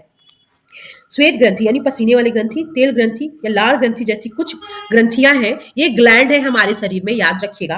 अपना स्त्राव अपना जो एक तरीके से बहाव है वाहियों के द्वारा स्रावित करती है। छोटे-छोटे एक तरीके से वाही लगे रहते हैं जिसके द्वारा ये तेल निकालती है या वसा निकालती है या लार निकालती है। अंतःस्रावी ग्रंथियां हार्मोनों को सीधे रुधिर में निर्मोचित करती है, इसलिए उन्हें नलिका विहीन ग्लैंड भी कहते हैं। हमारे बॉडी में 2 टाइप का ग्लैंड पाया जाता है, याद रखिएगा। ग्लैंड पाया जाता है जिसको ग्रंथि बोलते हैं, हिंदी में थोड़ा सा गलती हो सकता है। और ये जो ग्लैंड होता है 2 टाइप का होता है, इंडोक्राइन ग्लैंड और एक्सोक्राइन ग्लैंड। इंडो का मतलब ही होता है अंदर में और इसका मतलब हो गया बाहर। इंडो का मतलब हो गया आंतरिक अंदर में और बाहर का मतलब हो गया बाहर। तो अंतःस्रावी ग्रंथियां क्या करती हैं, मतलब अंदर में बहने वाली, वो क्या करती है कि वो डायरेक्ट अपना जो कोई भी चीज निकालती है वो ब्लड में छोड़ देती है। तो ब्लड में इनका फ्लो, इंडोक्राइन ग्लैंड का जो बहाव है वो ब्लड में होता है। तो ब्लड तो आपके सर से लेके आपके पैर तक दौड़ रहा है। तो जब कभी भी ग्लैंड अपना कुछ निकालेगा तो कभी कभी देखोगे कि आपके सर से भी पसीना आने लगता है, आता है ना, आपके पैर से भी पसीना आने लगता है, आता होगा और यस मैम। चिपचिपाहट लगती होगी। तो ये जो है ना स्वेट ग्लैंड जो है ये आपके हेड से लेकर के आपके पैर तक बना हुआ है। यही कारण है कि ये जो ग्लैंड है इतने एक्टिव है, वो ब्लड के थ्रू अपना फ्लो बहाते हैं। जो कुछ भी उनको बहाना रहता है वो ब्लड के थ्रू बहाते हैं, इसलिए इसको इंडोक्राइन बोलते हैं, यानी कि अंतःस्रावी ग्रंथि। इन्हीं को बोलते हैं अंतःस्रावी ग्रंथि। और ये जो है ये है बहिःस्रावी ग्रंथि। इनके बारे में उतना नहीं जानना है अभी। इनके लिए पाइप लगा रहता है पूरे बॉडी में, इनको पाइप के थ्रू हमारे बॉडी में बहाया जाता है। ट्यूब्स एक तरीके से बोल सकते हो, इसको बहिःस्रावी बोलते हैं। मेरे को उतना अच्छा हिंदी लिखने नहीं आ रहा अभी, गलती हो तो उतना ध्यान नहीं देखना, हालांकि मैंने लिख दिया है बहिःस्रावी। बहिःस्रावी का मतलब बाहर बहाते हैं, और बाहर बहाने के लिए यहाँ पे पाइप वगैरह लगा रहता है, तो पाइप के साथ ये बहते हैं। इसी को बोलते हैं पाइप, नलिका के साथ बहने वाली। और इसको नलिका विहीन किस लिए बोले, क्योंकि इसमें नलिका नहीं लगी रहती है, ये डायरेक्ट ब्लड में फ्लो करते हैं। जनन अंगों का विकास आपको देखना है कि अब जो नेक्स्ट है वो क्या है, कि कैसे आपके जनन अंग का डेवलपमेंट होता है। जनन अंग वैसे अंग होते हैं जो मेल में गैमिट बनाते, मेल फीमेल दोनों में गैमिट का निर्माण करते हैं, यानी कि स्पर्म और ओवा दोनों का। दिख रहा है? जी मैम। पिछले अध्याय में 6.1 और 6.3 में दर्शाए गए मानव जननांगों का पूर्वालोकन कीजिए। यानी कि एक साइड मेल पूरा पार्ट था और फीमेल पार्ट था। आप लोगों को याद होगा जो बच्चे होंगे, यौनारंभ में नर जननांग जैसे कि वृषण यानी कि टेस्टिस, याद करो, जो छोटा छोटा होता है, एज लाइक एक जैसा स्ट्रक्चर होता है। और पेनिस जो मतलब एक तरीके से यूरिन को पास करने का और स्पर्म को वेजाइना तक ले जाने वाला ये ऑर्गन होता है पेनिस, जो आगे में होता है ट्यूब लाइक। पूर्णतः विकसित हो जाते हैं, ये पार्ट अच्छे तरीके से डेवलप हो जाते हैं। कब? जनन अंगों का जब विकास होता है तब। और ये कब होता है? आपके युवावस्था में होता है, किशोरावस्था में होता है। वृषण से क्या होता है, जो टेस्टिस होते हैं छोटे से, वो क्या करते हैं, शुक्राणुओं का उत्पादन करने में अब सक्षम हो जाते हैं, प्रारंभ कर देते हैं शुक्राणुओं का उत्पन्न करना। तो ये सब चीजें किशोरावस्था में डेवलप हो जाती है कि वो स्पर्म बनाने लगते हैं। लड़कियों में क्या होता है, पीरियड स्टार्ट हो जाता है, डेट सो डेट की उनके जो अंडाशय है उसमें वृद्धि हो जाती है, अंडाशय के आकार में जो उनका ओवरी है वो बड़ा हो जाता है, तथा ओवम यानी कि अंडा का निर्माण करने लगता है, जो हर एक मंथ एक अंडे का निर्माण होता है। और वो अगर नहीं फर्टाइल हो पाता तो पीरियड्स के थ्रू बाहर डिस्ट्रॉय होकर टूट फूट के बाहर बह जाता है, जिसको पीरियड बोलते हैं। अंडाशय से अंडाणुओं का निर्मोचन भी प्रारंभ हो जाता है। यानी कि अगर लड़कियों में अगर जनन अंगों के विकास के दौरान क्या होता है कि उनका ओवरी बड़ा हो जाता है, छोटा रहता है ना, क्योंकि तब तक तो कोई भी गर्ल्स चाइल्ड होती है, बेबी ही होती है, तो बच्ची होती है, तो वो डेवलप हो जाता है, ओवरी बड़ा हो जाता है साइज में, तो फैल जाता है, तो अंडों का विकास करने लगता है। एक तरीके से डेवलपमेंट का जो सबसे इंपॉर्टेंट पार्ट है, जैसे अभी आपने देखा एक बच्चे को जो हम लोग के ग्रुप से तुरंत अभी भाग गया, दैट मीन्स ठीक है, मैच्योरिटी लेवल उनका डाउन है। चले आते हैं, नाम लेने की क्या जरूरत है जब बिना नाम के काम हो जाए। मानसिक, बहुत बौद्धिक एवं संवेदनात्मक जो मैच्योरिटी है वो प्राप्त होना। कहने का मतलब इस एज में क्या, किशोरावस्था व्यक्ति के सोचने के ढंग में परिवर्तन की अवधि भी है। इस एज में आपका जो सोचने का तौर तरीका है उसमें भी चेंज आता है। तभी तो बता रहे हैं कि आपका मानसिक विकास हुआ है या बौद्धिक विकास हुआ, अपने हिसाब से आप चीजों को सोच पाते हैं। लेकिन एक एज में थोड़ा मेरी बात को ध्यान से सुनना, अगर इस किसी भी एज में अगर आके आपको कोई व्यक्ति, सामने वाला व्यक्ति आके कुछ बोल दे और अपने हिसाब से आपको पॉइंट आउट करे, ये करो वो करो, ये करो, ये नहीं करना चाहिए, वो नहीं करना चाहिए, ऐसे नहीं करना चाहिए, ये नहीं पढ़ो, वो नहीं पढ़ो, ये पढ़ो, सिर्फ लिखो, ये करो, अगर आप उसकी बातों से तुरंत इंक्लाइन हो गए, उसके बातों के प्रति तुरंत झुकाव हो गया, दैट सो दैट कि आपने अपना डिसीजन मेकर खुद नहीं बना अब तक, आप में जो डेवलपमेंट का कुछ चीज है अभी भी बाकी है। सारी दुनिया क्या बोलती है doesn't matter, if you are not a decision maker that means कि अभी भी आप में कुछ डेवलपमेंट बाकी है, नहीं हो पाया है वो पूरा डेवलपमेंट। सब चीज सबसे एडवाइस लीजिए, मैं कितनी बार बोलती हूँ, but you should decide what is good for you और बैड फॉर यू। आपको डिसाइड करना है, किसी की बात में तुरंत आके इंक्लाइन नहीं होना है, ठीक है। पहले की अपेक्षा किशोर अधिक स्वतंत्र एवं अपने प्रति अधिक सचेत हो जाता है इस एज में, है ना। बच्चे ज्यादा सिंसियर हो जाते हैं इस एज में कि मेरे को क्या करना है लाइफ में, क्या बनना है, क्या नहीं करना चाहिए, ये और ज्यादा एक तरीके से अलर्ट मोड में आ जाते हैं। उनमें बौद्धिक विकास भी होता है, यानी बुद्धि का विकास भी होने लगता है तेजी से, तथा वे सोचने विचारने में काफी समय लेते हैं, यानी कि तुरंत डिसीजन नहीं मेकर बनते, मतलब सोचते हैं कि अगर सामने वाले ने कुछ बोला तो क्यों बोला, क्या रीजन था, कुछ कमियां थी या नहीं थी। तुरंत से जैसे होता ना, जैसे अगर मैंने आपको बोला कि बेटा इस गाड़ी में बैठ जाओ और आप बैठ गए, दैट मीन्स कि आप में सोचने समझने की क्षमता अभी तरीके से पूरी डेवलप नहीं हुई है, अभी पूरी तरीके से डेवलप नहीं हुई है। बट अगर मैं बोला कि गाड़ी में बैठ जाओ, आप थोड़ा सोच रहे हो, फोन कॉल कर रहे हो, पूछ रहे हो किसी से, आपने अपनी मदर को टेक्स्ट कर दिया, दैट इज द कि आपने बौद्धिक विकास को किया है, तभी आप उन सब कामों को करने के बाद मेरे साथ बैठ गए। वास्तव में किसी व्यक्ति के जीवन में यह वह समय है जब उसके मस्तिष्क की सीखने की क्षमता सर्वाधिक होती है, यानी ये जो युवावस्था है, किशोरावस्था, उस दौरान आपका जो मेंटल लेवल है काफी हाई होता है, आप चीजों को आसानी से कैप्चर कर पाते हैं। यही रीजन है, अगर आप इस एज में ज्यादा से ज्यादा किसी चीज को पढ़ ले, समझ ले, तो आप ज्यादा समझ सकते हैं। कभी कभी उसके बाद के एज में क्या होता है बेटा, ठीक है आप अपने गोल को तो प्राप्त कर पाते हैं, लेकिन उसके बाद स्ट्रगल स्टार्ट हो जाता है। तो हमारे एक टीचर ने बोला था कि अभी आप कर लेंगे तो कर लेंगे, लेकिन उसके बाद थोड़ा बहुत ज्यादा टाइम लग जाता है, यानी कि ये जो किशोरावस्था है उस दौरान अगर आप किसी चीज को चाहें पढ़ के समझ के प्राप्त करना तो वो आसान हो जाता है। और फिर अगर जिनकी टाइम ज्यादा लगने लगती है, अगर मैं बात करूं परसुइंग टू योर गोल, जैसे कि अगर आपको कुछ बनना है, उस प्रक्रिया में इस एज के बाद आपको ज्यादा स्ट्रगल करना पड़ता है, क्योंकि आपका मेंटल लेवल अब उतना तैयार नहीं रहता चीजों को समझने के लिए, एक्सेप्ट करने के लिए। तो आप मेहनत करके आगे बढ़ सकते हैं। हाँ, उस दौरान भी बहुत लोगों ने गोल अपने अचीव किए हैं, ऐसा हम नहीं बोलते, लेकिन कहीं न कहीं यहाँ बुक में लिखा है कोई चीज़, तो पूरे अपने एक्सपेरिमेंट के बेसिस पे ही लिखा गया है कि इस दौरान जो सीखने की क्षमता है, वो सबसे सर्वाधिक होती है। इसलिए अभी जितना पढ़ना है पढ़ लीजिए, नहीं तो बाद में बहुत ज़्यादा घसना पड़ेगा एकदम। कभी मैम कभी हाँ जी, बोलिए। मैम जैसे कि किशोरावस्था में तो हम स्कूल मतलब स्कूल ही टाइम रहता है, तो उसमें हम कैसे अपना गोल अचीव कर सकते हैं?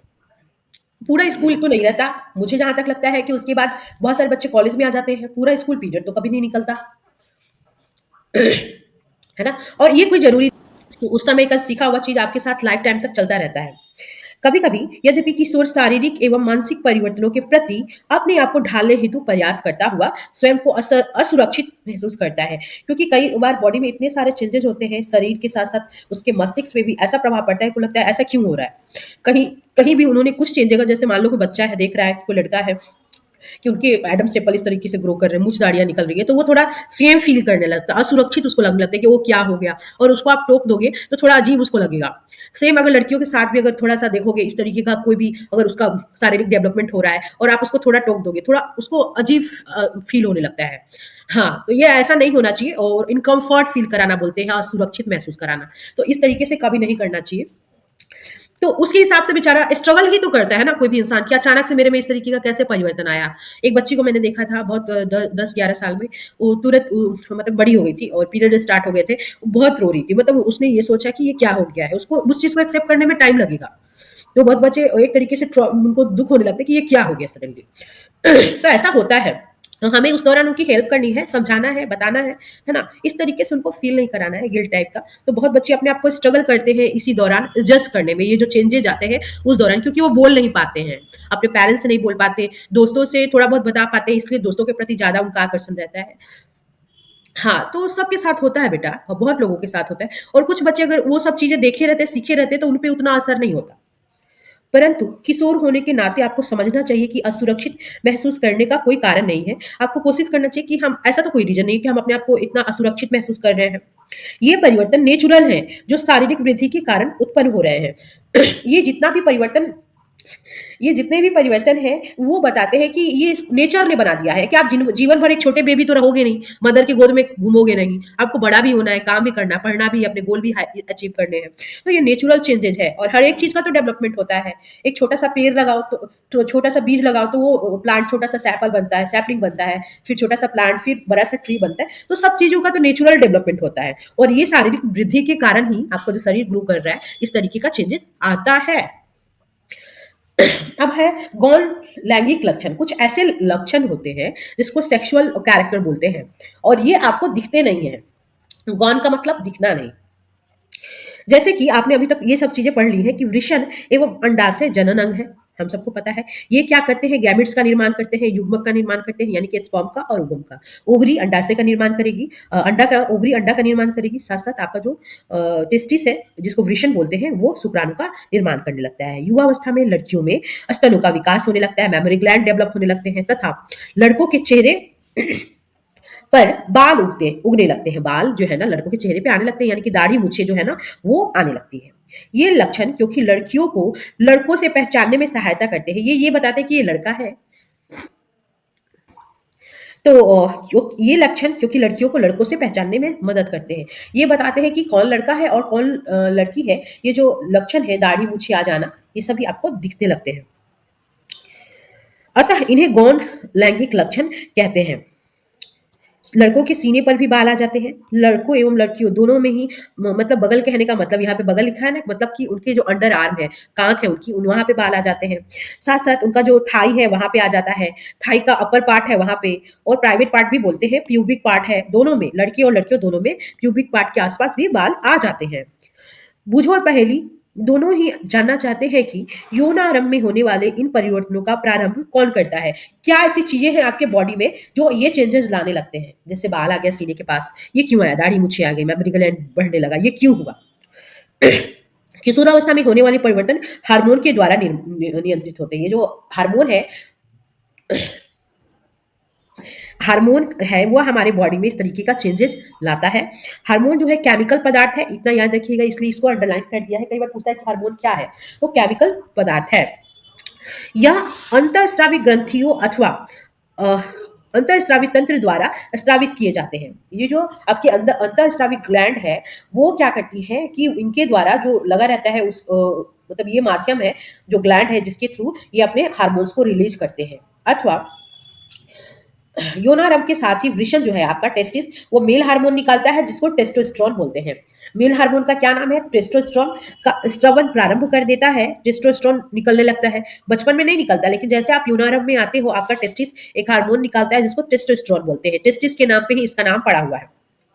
यह लड़कों में परिवर्तनों का कारक है जिनके बारे में आपने अभी अभी पढ़ा, जैसे मूछें आना, दाढ़ी आना, बाल आ जाना। उदाहरण के लिए चेहरों पर बालों का उगना, इसलिए टेस्टोस्टेरोन के कारण ही ये होता है। लड़कियों में यौनारंभ के साथ साथ अंडाशय एक हार्मोन निकालती है, अंडाशय स्त्री हार्मोन निकालती है जिसको एस्ट्रोजन बोलते हैं। एस्ट्रोजन के कारण ही मेमोरी ग्लैंड का डेवलपमेंट होने लगता है, और उनमें बालों का, लड़कियों वाले जो कैरेक्टर है जो डिनोट करती है कि ये फीमेल है, वो सभी चीजें इसी के कारण होती है, एस्ट्रोजन के कारण ही। इसको फीमेल हार्मोन बोलते हैं, स्त्री हार्मोन। मेल हार्मोन किसे बोलते हैं? टेस्टो टेस्टोस्टेरोन को। एस्ट्रोजन। टेस्टोस्टेरोन को ना। देखा ना कि टेस्टिस ने एक हार्मोन निकाला, उसका नाम है टेस्टोस्टेरोन, और फीमेल की जो अंडाशय है उसने एक हार्मोन निकाला जिसका नाम है एस्ट्रोजन। पुरुष हार्मोन को बोलते हैं ना मैम। क्या क्या बोले सपना? मैम ये पुरुष हार्मोन को बोलते हैं ना, टेस्टोस्टेरोन, हाँ हाँ एस्ट्रोजन। हाँ, और फीमेल वाले को एस्ट्रोजन बोलते हैं।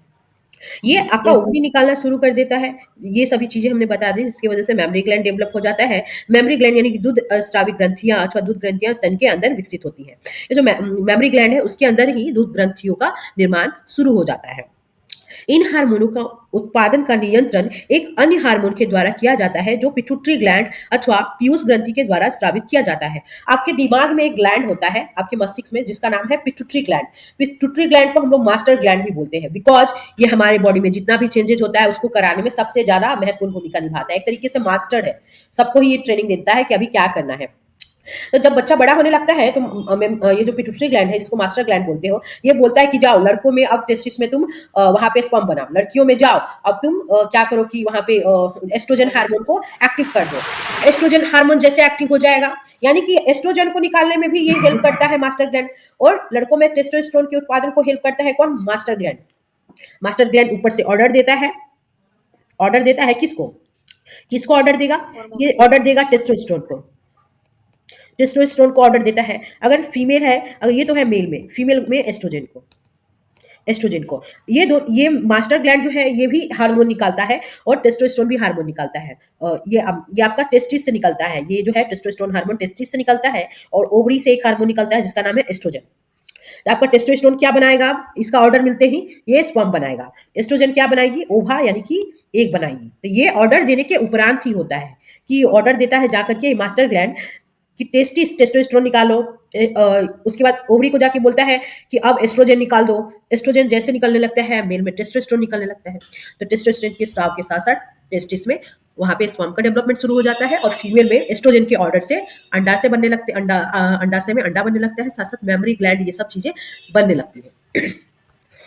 जनन प्रकार प्रारंभ करने में हार्मोन की भूमिका यहाँ पे देख लेना थोड़ा सा। जनन जो एक्टिविटी है उसको शुरू करने में, जनन एक्टिविटी शुरू करने में हार्मोन का एक भूमिका होता है। तो जितना भी हार्मोन है, अभी आप पढ़ रहे हो कि टेस्टोस्टेरोन हुआ, एस्ट्रोजन, वो कहीं ना कहीं आपका जो रिप्रोडक्शन प्रोसेस है उसमें हेल्प करेगा और उसके साथ साथ और कुछ भी हार्मोन है जो आपको हेल्प करेंगे। अंतःस्रावी ग्रंथियां हार्मोन रुधिर प्रवाह में स्रावित करती है। ये जो अंतःस्रावी ग्रंथियां है वो डायरेक्ट अपना जो हार्मोन है ब्लड में दे देती है, क्योंकि ब्लड तो आपके हेड से लेके टो तक बहता रहता है, इसलिए आपके हर एक पार्ट यहाँ पे काम करते रहते हैं। अंतःस्रावी ग्रंथियों के द्वारा शरीर का सारा पार्ट काम करता है, क्योंकि वो जो अपना कुछ भी हार्मोन छोड़ती है ब्लड में डायरेक्ट छोड़ देती है, यानी पूरे पार्ट को एक तरीके से एक्साइटेड बना देती है, पूरे पार्ट को वो डेवलप कर देती है काम करने के लिए, जिससे वो शरीर के विशिष्ट भाग अथवा लक्ष्य स्थल तक पहुंच सके। तो शरीर लक्ष्य स्थल तो कोई भी हो सकता है, आपका शरीर, आपका हेड से लेकर यानी आपका मस्तिष्क से लेकर के आपका पैर तक तो लक्ष्य हो सकता है, पैर पे भी कुछ हो सकता है, सर पे भी कुछ हो सकता है। तो लक्ष्य स्थल शरीर से का कोई भी हिस्सा हो सकता है। लक्ष्य स्थल हार्मोन के प्रति अनुक्रिया करता है, यानी कोई भी भाग अनुक्रिया कर सकता है, यानी हर एक, अगर आपने वहां पे हार्मोन भेज दिया तो कोई भी पार्ट रिएक्शन करने लगेगा, कोई भी पार्ट एक्टिव हो जाएगा। हमारे शरीर में मैम अनेक लक्ष्य स्थल मैम लक्ष्य लक्ष्य स्थल मतलब लक्ष्य स्थल क्या करते हैं, जैसे ही हार्मोन मिलता है उसके उसके साथ साथ अनुक्रिया करने लगता है, एक्शन लेने लगता है। मतलब हमारे शरीर में अनेक अंतःस्रावी ग्लैंड हैं, बहुत सारी अंतःस्रावी ग्रंथियां हैं, जिनमें से दो का नाम तो आप लोग पढ़ चुके हैं, वृषण यानी टेस्टिस, अंडाशय, आपका जो ओवरी है वो, ये दोनों क्या करते हैं कि सेक्स हार्मोन निकालते हैं, लैंगिक हार्मोन निकालते हैं। मतलब इनका काम बस रिप्रोडक्शन से जुड़ा हुआ काम ही जो, क्योंकि ये लैंगिक हार्मोन है तो रिप्रोडक्शन से जुड़ा हुआ कार्य ही हमारे शरीर में करते हैं, चाहे वो मेल है वो या फीमेल है। आपने अभी अभी पढ़ा है कि यह हार्मोन गौण लैंगिक लक्षणों के लिए उत्तरदायी है। वैसे लक्षण जो नहीं दिख रहे थे अब आपको दिखने लगे, उसके लिए उत्तरदायी है। लैंगिक हार्मोन भी पिट्यूटरी ग्लैंड के द्वारा स्रावित हार्मोन के नियंत्रण में है। मैंने बोला ही, ये जो आपका लैंगिक हार्मोन, लैंगिक कोई भी ग्रोथ दिख रहा है, सबको कंट्रोल कर रहा है pituitary gland, because it is a master gland. आपका सारा कंट्रोल, जैसे आपका सीपीयू होता है ना ब्रेन, आपके मॉनिटर में CPU is the brain of computer, yes ma'am क्या है, ब्रेन है कंप्यूटर का, उसी तरीके से ये आपका पूरा जो ब्रेन का मेन पार्ट है pituitary gland, that is the master gland. इसके द्वारा जो स्रावित हार्मोन होता है उसके नियंत्रण में होता है सारे आपके कैरेक्टर, यानी कि जितने भी गौण लैंगिक लक्षण थे वो सभी। हाँ, पिट्यूटरी ग्लैंड अनेक हार्मोन स्रावित करता है। ये सिर्फ आपको ये नहीं बोलता कि सेक्सुअल हार्मोन ही निकालने हैं, ये बहुत सारे हार्मोन को सिक्रेट करता है। उनमें से एक हार्मोन अंडाशय में अंडाणु का निर्माण करता है, अभी समझाए थे, और दूसरा हार्मोन वृषण में शुक्राणु के परिपक्व होने को नियंत्रित करता है। यानी कि अगर अगर अभी हम पढ़ाए हैं कि अंडाशय में अंडाणु के निर्माण को कौन हार्मोन एक्टिव करेगा, बताओ। Estrogen hormone testosterone. मारेंगे बहुत मार, टेस्टोस्टेरोन किसने बोला? मैम पिट्यूटरी मैं बोली क्या बोली आप? पिट्यूटरी तो ये मैम वो मास्टर स्रावित ग्लैंड है। करने सपना सपना आप कंफ्यूज मत हो, सही बताया हो। सब मास्टर ग्लैंड तो बेटा ऑर्डर एक तरीके से ऑल इन ऑल है, मास्टर है, भगवान है, ये सबको ऑर्डर देता है। मास्टर ग्लैंड भी बहुत सारे हार्मोन निकालता है। इसमें क्या है ना कि पिट्यूटरी ग्लैंड अनेक हार्मोन के सिक्रीशन को, यानी उसके बहाव को नियंत्रित करता है, बोलता है कि बहना है जाओ तुम बहो। तो अब क्या होगा, उनमें से एक हार्मोन आपके अंडाशय में अंडाणु बनाएगा, तो अंडाणु बनाने के लिए कहीं ना कहीं वहां पे हार्मोन को एक्टिव करेगा, तो वहां पे अंडाणु बनाने वाला हार्मोन कौन सा है? एस्ट्रोजन एस्ट्रोजन, जो महिला वाला। यस मैम TESTES, टेस्टिस जो हो गया, इसी के नाम पे पड़ा है टेस्टोस्टेरोन। इस टेस्टोस्टेरोन हार्मोन होता है, that is the male hormone, male sexual hormone. ये हो गया। फीमेल वाला जो ओवरी वाला हार्मोन होता है बेटा, उसका नाम है एस्ट्रोजन।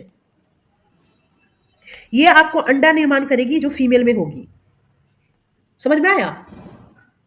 तो आप सही बताए थे। किसी ने बोला था कि टेस्टिस से याद रखना ना बेटा, टेस्टिस से बना है टेस्टोस्टेरोन। दोनों का नाम बहुत आसान है, और इसका नाम तो अलग ही हो गया, इसलिए एस्ट्रोजन आसानी से याद हो जाएगा। तो ओ पिट्यूटरी ग्लैंड जो हार्मोन निकालता है वो बोलता है दूसरे हार्मोन को कि जाओ आप अपना काम करो, सेक्सुअल हार्मोन को, जो आपके मेल में क्या करता है, फीमेल में क्या करता है, आपको पता हो गया। समझ में आ गया? यहाँ तक किसी को कंफ्यूजन है? बार बार वही रिपीट करना पड़ेगा मुझे? No ma'am. इतना तो समझ में जाना चाहिए सबको। पिट्यूटरी ग्लैंड से स्रावित हार्मोन जननांगों को टेस्टोस्टेरोन यानी पुरुष नर में तथा एस्ट्रोजन स्त्रियों में स्रावित करने के लिए उद्दीपित करता है, मतलब स्टिमुलेट कर देता है। जैसे मैंने चुभो दिया पीन आपको और मैंने बोला सपना को पीन चुभो के जाओ जल्दी मेरा काम करो, तो मैंने कहीं ना कहीं उसको स्टिमुलेट कर दिया, ट्रिगर कर दिया कि नहीं अब वो नहीं काम करेगी, ऐसा कोई सवाल ही नहीं, मैंने उसको ट्रिगर किया, वो जरूर काम करेगी। या मैंने बोला किसी बच्चे को एक घंटा दिया, बोला अभी लिख के दिखाओ, इसका मतलब है कि कहीं ना कहीं मैंने उसको स्टिमुलेट कर दिया। तो ये पिट्यूटरी ग्लैंड क्या करता है कि इसी से हार्मोन निकलते हैं, बहुत सारे हार्मोन, लेकिन कहाँ कहाँ, तो अपने अपने हार्मोन को वो दूसरे जगह पे जाके उस तरीके के हार्मोन को निकाल करके बोलता है अपना काम करो, स्टिमुलेट कर देता है। तो मेल में ये हार्मोन होता है, फीमेल में ये, और उसको अपना मैम काम करने में हेल्प करता है। हाँ बोलिए सपना। मैम किसी को मतलब एक डंडा मारते हैं तो हार्मोन को एक्टिव करने के लिए है ना मारते हैं मैम, मतलब अपना काम वो तो बाहरी एक्टिव रूप होकर से, करें। वो तो बाहरी रूप से मैंने उसको ट्रिगर कर दिया। हाँ लेकिन उसके बॉडी में इस तरीके का हार्मोन जरूर निकलता है कि अगर मैंने इनका काम नहीं किया फिर एक घंटा पड़ेगा, उस समय उनके बॉडी में हार्मोन जरूर ग्रो करता है। जैसे जैसे मैम अचानक से हम डरते हैं तब एड्रेनलिन नामक हार्मोन उत्पन्न होता है। बहुत अच्छा मीनू, बहुत अच्छा, कीप इट अप। मैं जस्ट यही एग्जांपल देने वाली थी। सपोज दैट यहाँ पे मीनू है, नाम की स्पेलिंग तो सही लिखा है। मीनू ने देखा कि एक कुत्ता उनके पीछे लगा है, ठीक है। अब मीनू तेजी से क्या करेगी, भागेगी, भागेगी, रनिंग करेगी, रनिंग ही करेंगी ना कि और कुछ करेंगी। कुत्ते को देख के जब वो उनके पीछे पड़ेगा तो क्या करेंगी, रनिंग स्टार्ट करेंगी। अब ये आगे रनिंग गिर करेंगी जाएगी। तो इनको ये रनिंग करने के लिए जो एक हार्मोन इनके बॉडी में एक्टिव होगा, that is called adrenaline hormone. Adrenaline, उसका क्या नाम है, एड्रेलिन हार्मोन, इसको बोलते हैं। ये एक तरीके से अब इनको हेल्प करता है कि चलिए दौड़िए भागिए, नहीं तो ये कुत्ता काट लेगा। तो दैट इज द, जब कभी भी हम देखते हैं या किसी चीज को डर जाते हैं तो उस समय वैसी स्थिति में एड्रेलिन हार्मोन हमें हेल्प करता है। ये प्रतिक्रिया खुद ब खुद बाहरी तौर पे देखने में लगती है कि हम खुद दौड़ रहे हैं, बट हमारा बॉडी का कोई ना कोई हार्मोन काम करता है। तो आप सही बोले सपना, वैसे सिचुएशन में भी हमारी बॉडी में हार्मोन एक्टिव रहता है, जो हमें डिनोट करता है कि अगर हमने उनकी बात नहीं मानी तो फिर पीटे जाएंगे। रुधिर, इमोशनल भी होता है क्या? हाँ, बहुत सारे इमोशंस से जुड़े हुए भी हार्मोन होते हैं। यही कारण है कि जब आप प्यार में होते हो तो वो भी एक कोई हार्मोन होता है, प्यार वाला हार्मोन, मैं बाद में बताऊंगी। तो वो आपको दूसरे के प्रति अट्रैक्ट करता है और आप जुड़ा हुआ, कनेक्टेड फील करते हो। और उस इंसान के साथ अगर आप आधा घंटा बैठ के समय गुजारो तो लगेगा कि सब सुख यहीं पे है, बैठ के बात कर लिया उसके साथ, आज दिन अच्छा चला गया। तो वो हार्मोन होते हैं जो आपको कनेक्शन फील कराते हैं। तो बहुत सारी चीजें हैं। रुधिर प्रवाह में स्रावित किया जाता है, रुधिर जो है ना, रुधिर प्रवाह में स्रावित किया जाता है कौन, एक मिनट इसको हटाना पड़ेगा नहीं तो आप लोग को दिक्कत हो जाएगी। यहाँ पे एरो बनाया गया है। एरो बनाने का मतलब है, थोड़ा ध्यान से देखो, इसको छोटा कर दे रहे हैं, गुड़िया देखिएगा, दिख रहा है बेटा? Yes ma'am. यहाँ पे ये जो लिखा हुआ है, ये जो हार्मोन है, ये सभी एक्टिव होके अब दूसरे को ऑर्डर देते हैं, इसलिए यहाँ पे एरो बना दिया गया है। और ये जो हार्मोन है आपके बॉडी में, शरीर में बहने लगते हैं। बॉडी में कहाँ पे, आपके खून में। तो ये हार्मोन एस्ट्रोजन हुआ या जो टेस्टोस्टेरोन हुआ आपके रुधिर प्रवाह में स्रावित किया जाता है तथा शरीर के विभिन्न भागों यानी कि लक्ष्य स्थल तक पहुंच जाता है। जहां जहां इसका लक्ष्य होता है वहां वहां तक पहुंच जाता है। जैसे उसके बाद यहाँ पे फिर एरो दिखाया गया, यानी खून में पूरे स्थल में आने के बाद यौनारंभ के समय शरीर में परिवर्तनों को अब शुरू कर देता है। हार्मोन पहले, अब पिट्यूटरी ग्लैंड ने ऑर्डर दिया, वो हार्मोन आया आपके ब्लड में आया। ब्लड तो आपके शरीर में हर जगह जाएगा, मूछ दाढ़ी से लेके आपके गाल से लेके आपके आंख से लेके आपके कान तक, हर एक जगह पे जाएगा, आपके अंडर आर्म हर जगह जाएगा। अब वहां पे बाल दिखाने लगेगा, दाढ़ी मूछ बनाने लगेगा, मेमोरी ग्लैंड बनाएगा। तो ये सब के कैरेक्टर को यहाँ पे आकर के ये अब एक्साइटेड कर देता है। समझ गए? इसी 3 एरो के द्वारा यहाँ पे इसको दिखाने की कोशिश की गई है। लिखा भी है, यौनारंभ में शारीरिक परिवर्तन हार्मोन के द्वारा नियंत्रित होते हैं। पहली और बुझो, आप समझ गए हैं कि यौनारंभ व्यक्ति में जनन अवधि का प्रारंभ होता है। जनरली में जो बच्चा जवान होने लगता है, डेट सो डेट, कोई बोल दे अरे ये तो जवान हो गया है या ये जवान हो गई है, तो थोड़ा बुरा लगता है, क्योंकि वो एज जो है अब जनन के योग्य हो चुका है, प्रजनन करने के लिए तैयार हो चुका है। तो कोई डायरेक्ट अगर इस चीज को बोलता है तो बुरा लगता है, बट वो आम भाषा में उस चीज को लोग बोलते हैं।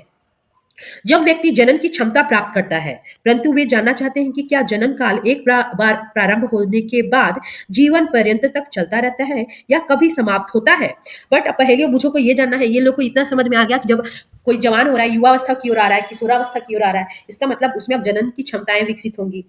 लेकिन क्या ये अवस्था आपकी लाइफ टाइम यानी कि डेथ वेद तक बरकरार रहता है जनन काल, या कभी समाप्त भी होता है? तो हाँ, ये समाप्त भी होता है। मेल की अपेक्षा पुरुष की अपेक्षा फीमेल में जो जनन का जो क्षमता है वो जल्दी समाप्त हो जाता है। इसलिए बोलते हैं, कई कई बार आम भाषा में सुने होंगे कि मर्द हमेशा जवान रहता है। दैट इज द रीजन कि इस चीज को कहा जाता है। कुछ भी आप अपने आसपास सुनते हो उसके पीछे कुछ लॉजिक होता है। मानव में जनन काल की अवधि यानी हम इंसानों में जनन काल की अवधि क्या होती है? जब किशोरों के वृषण यानी कि टेस्टिस और अंडाशय गैमेट का निर्माण करने लगते हैं, यानी अंडा और स्पर्म का, तब वे जन्म के योग्य हो जाते हैं, यानी कि प्रजनन करने के योग्य, संतान की उत्पत्ति करने के लायक। यही बोला जाता है कि पीरियड स्टार्ट हो गया, दैट मीन्स कि now she is going to become a mother. युग्मक की परिपक्वता एवं उत्पादन की क्षमता पुरुषों में स्त्रियों की अपेक्षा अधिक अवधि तक रहती है। यानी गैमेट का जो मैच्योरिटी है और उसका निर्माण है, उसकी निर्माण की जो क्षमता है वो मेल में अधिक समय तक रहती है कंपेयर टू फीमेल। स्त्रियों में जनन अवस्था का प्रारंभ यौनारंभ लगभग 10 से 12 वर्ष की आयु से शुरू हो जाता है तथा सामान्यतः 45 से 50 वर्ष की आयु तक चलता है। यानी कि ये एज जो है यहाँ तक आते आते फीमेल का जो है ना मेंस्ट्रुएशन साइकिल लगभग एंड हो जाता है, जिसको आप पीरियड बोलते हो, वो बंद हो जाता है। यौन आरंभ पर अंडाणु परिपक्व होने लगते हैं।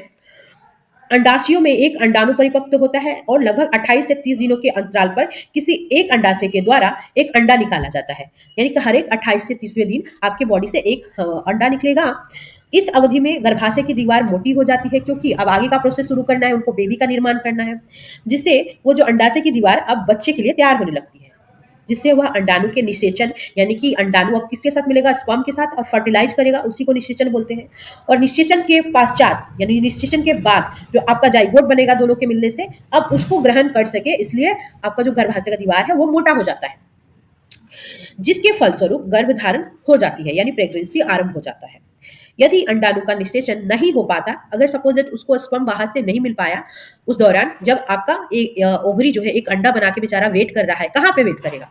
तो आपके फैलोपियन ट्यूब के पास में वेट करेगा अंडा को लेकर के कि आप कोई स्पर्म आएगा मेरे से मिलेगा। अगर अंडाणु का निषेचन नहीं हो पाता है, उस स्थिति में अंडाशु तथा गर्भाशय का जो मोटा दीवार रहता है, जो बेबी के लिए तैयार रहता है, बिछावन उछावन तैयार करके कि बेबी आएगा, अब रहेगा 9 महीने तक मेरे साथ रहेगा, लेकिन ऐसी स्थिति नहीं अगर हो पाती है, तो गर्भाशय की जो मोटी अस्तर है, जिसको एंड्रोमेट्रियम वॉल बोलते हैं, वो लगभग टूट करके उसकी जो रुधिर वाहिकाओं सहित निस्तारित हो जाता है, जिससे स्त्रियों में रक्तस्राव होता है, जिसको ही हम ऋतुस्राव भी बोलते हैं, या रजोधर्म या पीरियड या मेंस्ट्रुएशन साइकिल भी बोलते हैं। तो वो बेचारा अंडाणु के साथ साथ आपका जो गर्भाशय का दीवार है वो भी टूट करके बह जाता है खून के वाहिकाओं के साथ, ब्लड वेसल्स के साथ, तो वही ब्लड के थ्रू बाहर आ जाता है। ऋतुस्राव लगभग 28 से 30 दिनों में एक बार होता है, बट कभी कभी यह 35 दिनों तक, 36 दिनों तक भी किसी किसी में देखा जाता है। पहला ऋतुस्राव यौनारंभ में होता है। जब आप अपनी जवानी की पीरियड की तरफ स्टार्ट होते हो, तो पहला आपको मेंस्ट्रुएशन साइकिल उस समय स्टार्ट होता है, जिसे रजो दर्शन बोलते हैं। रजो मतलब आपका पहला ब्लड आया, दर्शन मतलब देखना, यानी पहली बार आपने उस प्रक्रिया को अपने बॉडी में देखा। और ये असम में बहुत मतलब एक तरीके से फेस्टिवल के रूप में मनाया जाता है, बहुत अच्छे से सेलिब्रेट किया जाता है, पार्टी वार्टी की जाती है असम में। असम क्या बहुत सारे पार्ट हैं हमारे। जी बोलिए। एक देवी का मंदिर है, वहाँ पे पूजा की जाती है, कामाख्या मंदिर। कामाख्या टेम्पल में ऐसी बातें कही। जो पहला पीरियड आता है उसको हम लोग रजो दर्शन बोलते हैं, और लगभग 45 से 50 वर्ष की आयु में ऋतुस्राव यानी कि आपका जो पीरियड होना रुक जाता है, ऋतुस्राव के रुक जाने की प्रक्रिया को रजो निवृत्ति बोलते हैं। बट बहुत महिलाओं में 65 वर्ष की आयु तक चलता है। जिन महिलाओं को ये जल्दी खत्म हो जाता है, उनमें देखोगे बहुत सारे चेंजेस आते हैं, यानी उनकी हड्डियां कमजोर हो जाती है, उनकी आंख कमजोर हो जाते हैं, आंख से कम दिखता है। तो ये अगर लंबे समय तक जिनमें चलता है वो उनके लिए अच्छा है। बट इस प्रक्रिया को जब समाप्त हो जाता है उसको रजो निवृत्ति बोलते हैं। प्रारंभ में ऋतुस्राव चक्र अनियमित हो सकता है। जैसे शुरू में जब किसी को स्टार्ट होता है पीरियड, तो वो इरेगुलर होता है, यानी कि कभी आया और फिर जरूरी नहीं है कि 28 दिनों पे या 30 दिनों पे आ ही गया, यदा कदा इधर उधर हो जाता है। उसके बाद धीरे धीरे जैसे जैसे आपकी एज ग्रो करती है, ये नियमित होने लगता है। इसको आम भाषा में मेंस्ट्रुएशन भी बोलते हैं। पहली कहती है कि स्त्रियों में जनन काल की अवधि रजो दर्शन से रजो निवृत्ति तक होती है। ये बात सही है क्या? वह सही है? तो यस, ये बात सही है, इस पीरियड तक ही होती है। ऋतुस्राव चक्र का नियंत्रण हार्मोन के द्वारा होता है। इस चक्र में अंडाणु का मैच्योर होना, इसका निकलना यानी निर्मोचित होना, और गर्भाशय की दीवार का मोटा होना एवं निषेचन न होने की स्थिति में उसका टूटकर बाहर आ जाना, टूटना, ये सभी चीजें शामिल है। यदि अंडाणु का निषेचन हो जाता है तो वो विभाजन करता है, यानी इसमें सेल डिवीजन होने लगता है। अगर वो जाइगोट बन जाता है तो उसमें तरह तरीके का डिवीजन होता है, जिसको सेल डिवीजन के नाम से जानते हैं, तथा गर्भाशय की दीवार में आगे की प्रक्रिया के विकास के लिए वो स्थापित हो जाता है, जैसे कि आप पिछले अध्याय में पढ़ चुके हैं। संतति का लिंग निर्धारण कैसे होता है, कैसे पता चलेगा जो बेबी आया है वो लड़का है या लड़की, जैसे जैसे मदर ने कंसीव किया है कैसे पता चलेगा। मैंने अपनी माँ और दादी को, चाची को ऐसा बात करते सुना है कि मेरी चचेरी बहन का जो होने वाला बच्चा है वो लड़का होगा या लड़की। मुझे यह जानने की उत्सुकता है कि इस बात का निर्धारण कैसे होता है कि निषेचित जो अंडाणु है वो उसमें वो जो लड़का है या लड़की है। इनको जानने का ये भी एक्साइटमेंट है कि अंडाणु में क्या है, लड़का है या लड़की। लड़का अथवा लड़की कैसे पता चलेगा? सिंपल सा चीज है, एक चीज याद रखना, हर एक मेल में या फीमेल में 23 जोड़े गुणसूत्र सभी मनुष्य की कोशिकाओं के केंद्रक में, न्यूक्लियस में, केंद्रक का मतलब एक सेल हुआ, सेल में, हर एक सेल में एक छोटा सा ऐसे पाया जाता है जिसको न्यूक्लियस बोलते हैं। ऐसे ऐसे इसमें बहुत सारा माइटोकॉन्ड्रिया होगा, लाइसोसोम होगा, गोल्गी बॉडी होगा हर एक सेल में। और सेल में जो ये पार्ट होता है न्यूक्लियस होता है, और इसी न्यूक्लियस में आपको ये गुणसूत्र पाए जाते हैं, डीएनए भी पाया जाता है, आरएनए भी पाया जाता है, और गुणसूत्र पाए जाते हैं, क्रोमोजोम पाए जाते हैं। तो ये 23 जोड़े गुणसूत्र पाए जाते हैं। 22 वाला तो नॉर्मल होता है और 23वां जो होता है XY के फॉर्म में होता है। मैंने ऐसे लिख दिया, लॉ में बड़ा कर दिया।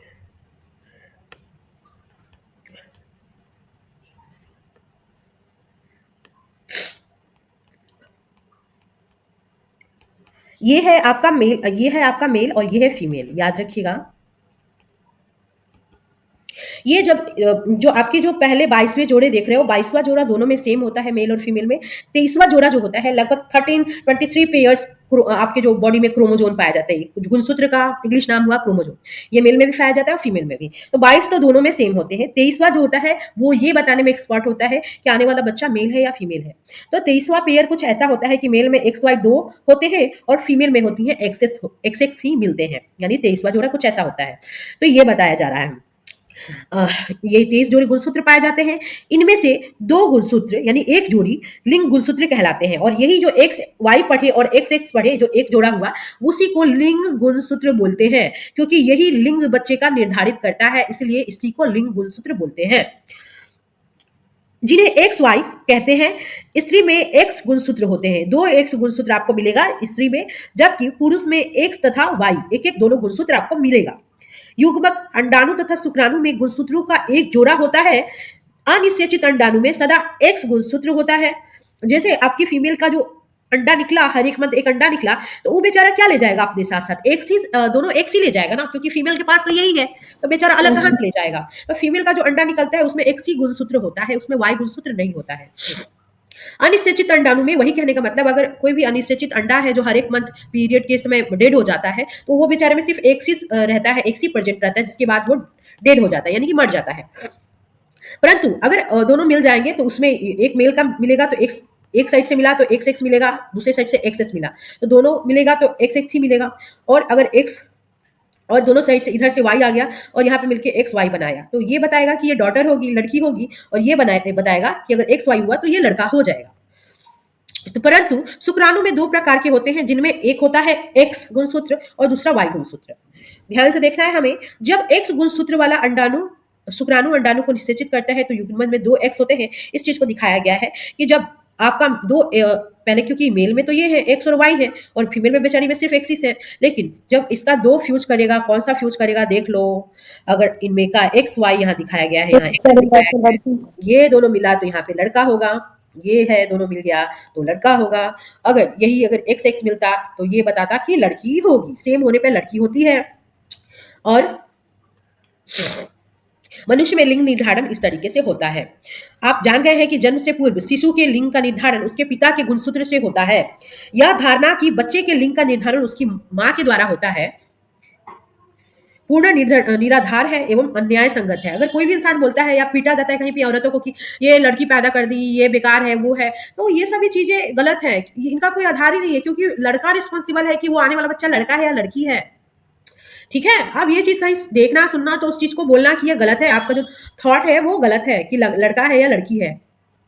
लिंग हार्मोन के अतिरिक्त अन्य भी हार्मोन होते हैं। अभी तक लिंग हार्मोन कौन कौन है, नाम बता देना जल्दी से। लिंग हार्मोन क्या क्या है? XXXY एक फीमेल में और एक टेस्टोस्टेरोन और एस्ट्रोजन। अभी मीनू सही बोली है, मैंने हार्मोन बेटा बोला है, क्रोमोसोम नहीं बोला है। ठीक है, सॉरी कोई बात मैम। नहीं, कोई बात नहीं, हो जाता है कभी-कभी। आप इतने एक्साइटेड टेस्टोस्टेरोन होते हैं ना, और कभी-कभी बोल फीमेल देते में हैं। एस्ट्रोजन। पिट्यूटरी ग्लैंड के द्वारा स्रावित हार्मोन आपके जनन अंग को यानी जननांगों को उनके हार्मोन उत्पन्न करने के लिए, जनन अंग का भी एक हार्मोन होता है, जैसे टेस्टिस का टेस्टोस्टेरोन, ओवरी का एस्ट्रोजन, अब उसको एक्साइटेड करता है कि जाओ हार्मोन उत्पन्न करने के लिए एक्साइटेड कर देते हैं। देख लो मास्टर ग्लैंड का क्या काम है, सब पे ऑर्डर करता है।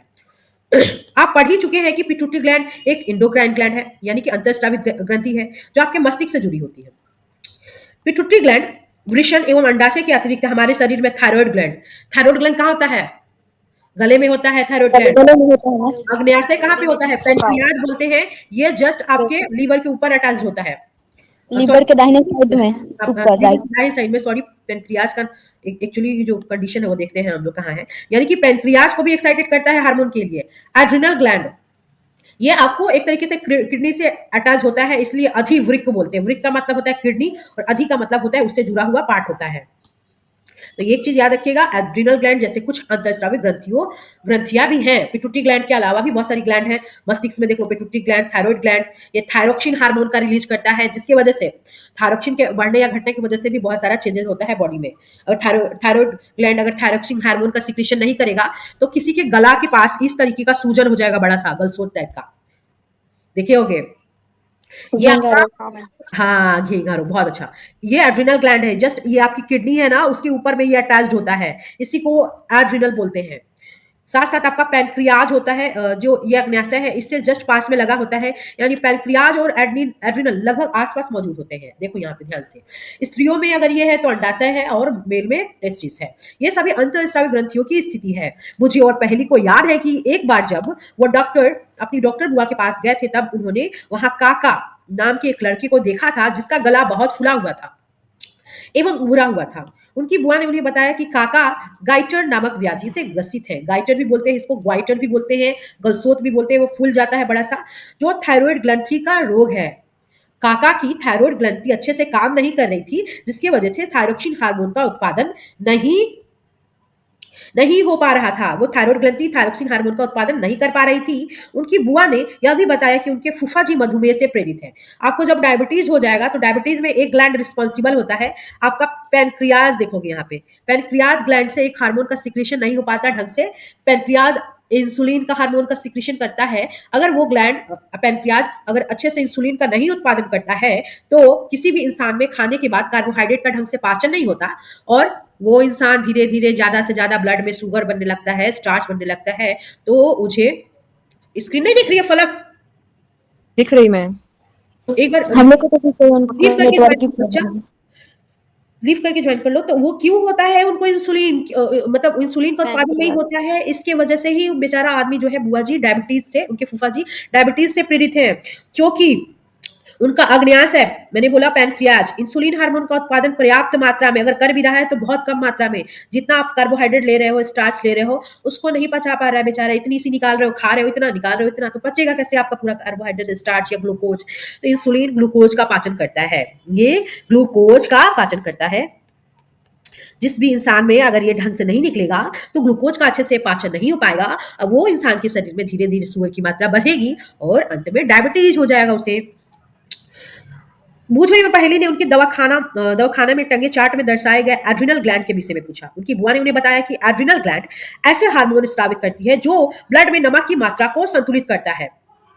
एड्रिनल ग्लैंड जो है एड्रेनिल नामक हार्मोन का स्रावन करता है। एड्रेनिल क्रोध, चिंता, उत्तेजना यानी एक्साइटमेंट, आपको जब ज्यादा गुस्सा आ रहा होगा तो वैसी स्थिति में आपका एड्रिनल ग्लैंड एड्रेलिन हार्मोन निकालने लगता है, जिससे ये सब तनाव वगैरह का स्थिति आ जाता है। यही तक रहने देंगे आज। थायराइड एवं एड्रिनल ग्लैंड पिट्यूटरी ग्लैंड के द्वारा स्रावित हार्मोन के माध्यम से आदेश प्राप्त करते हैं, ऑर्डर लेते हैं, तभी आगे का काम करते हैं, के अनुसार ही अपने हार्मोन का स्रवन करते हैं, यानी कि सिक्रीशन, उसको निकालते हैं। पिट्यूटरी ग्लैंड को ग्रोथ हार्मोन भी कहते हैं। पिट्यूटरी ग्लैंड पिट्यूटरी ग्लैंड जो है ना आपके बॉडी में ग्रोथ हार्मोन भी निकालती है, जिसकी वजह से आपका ग्रोथ होता है, विकास होता है, जो व्यक्ति की सामान्य वृद्धि के लिए आवश्यक है। यानी इसीलिए हम पिट्यूटरी ग्लैंड को मास्टर ग्लैंड कहते हैं। आज के लिए इतना ही।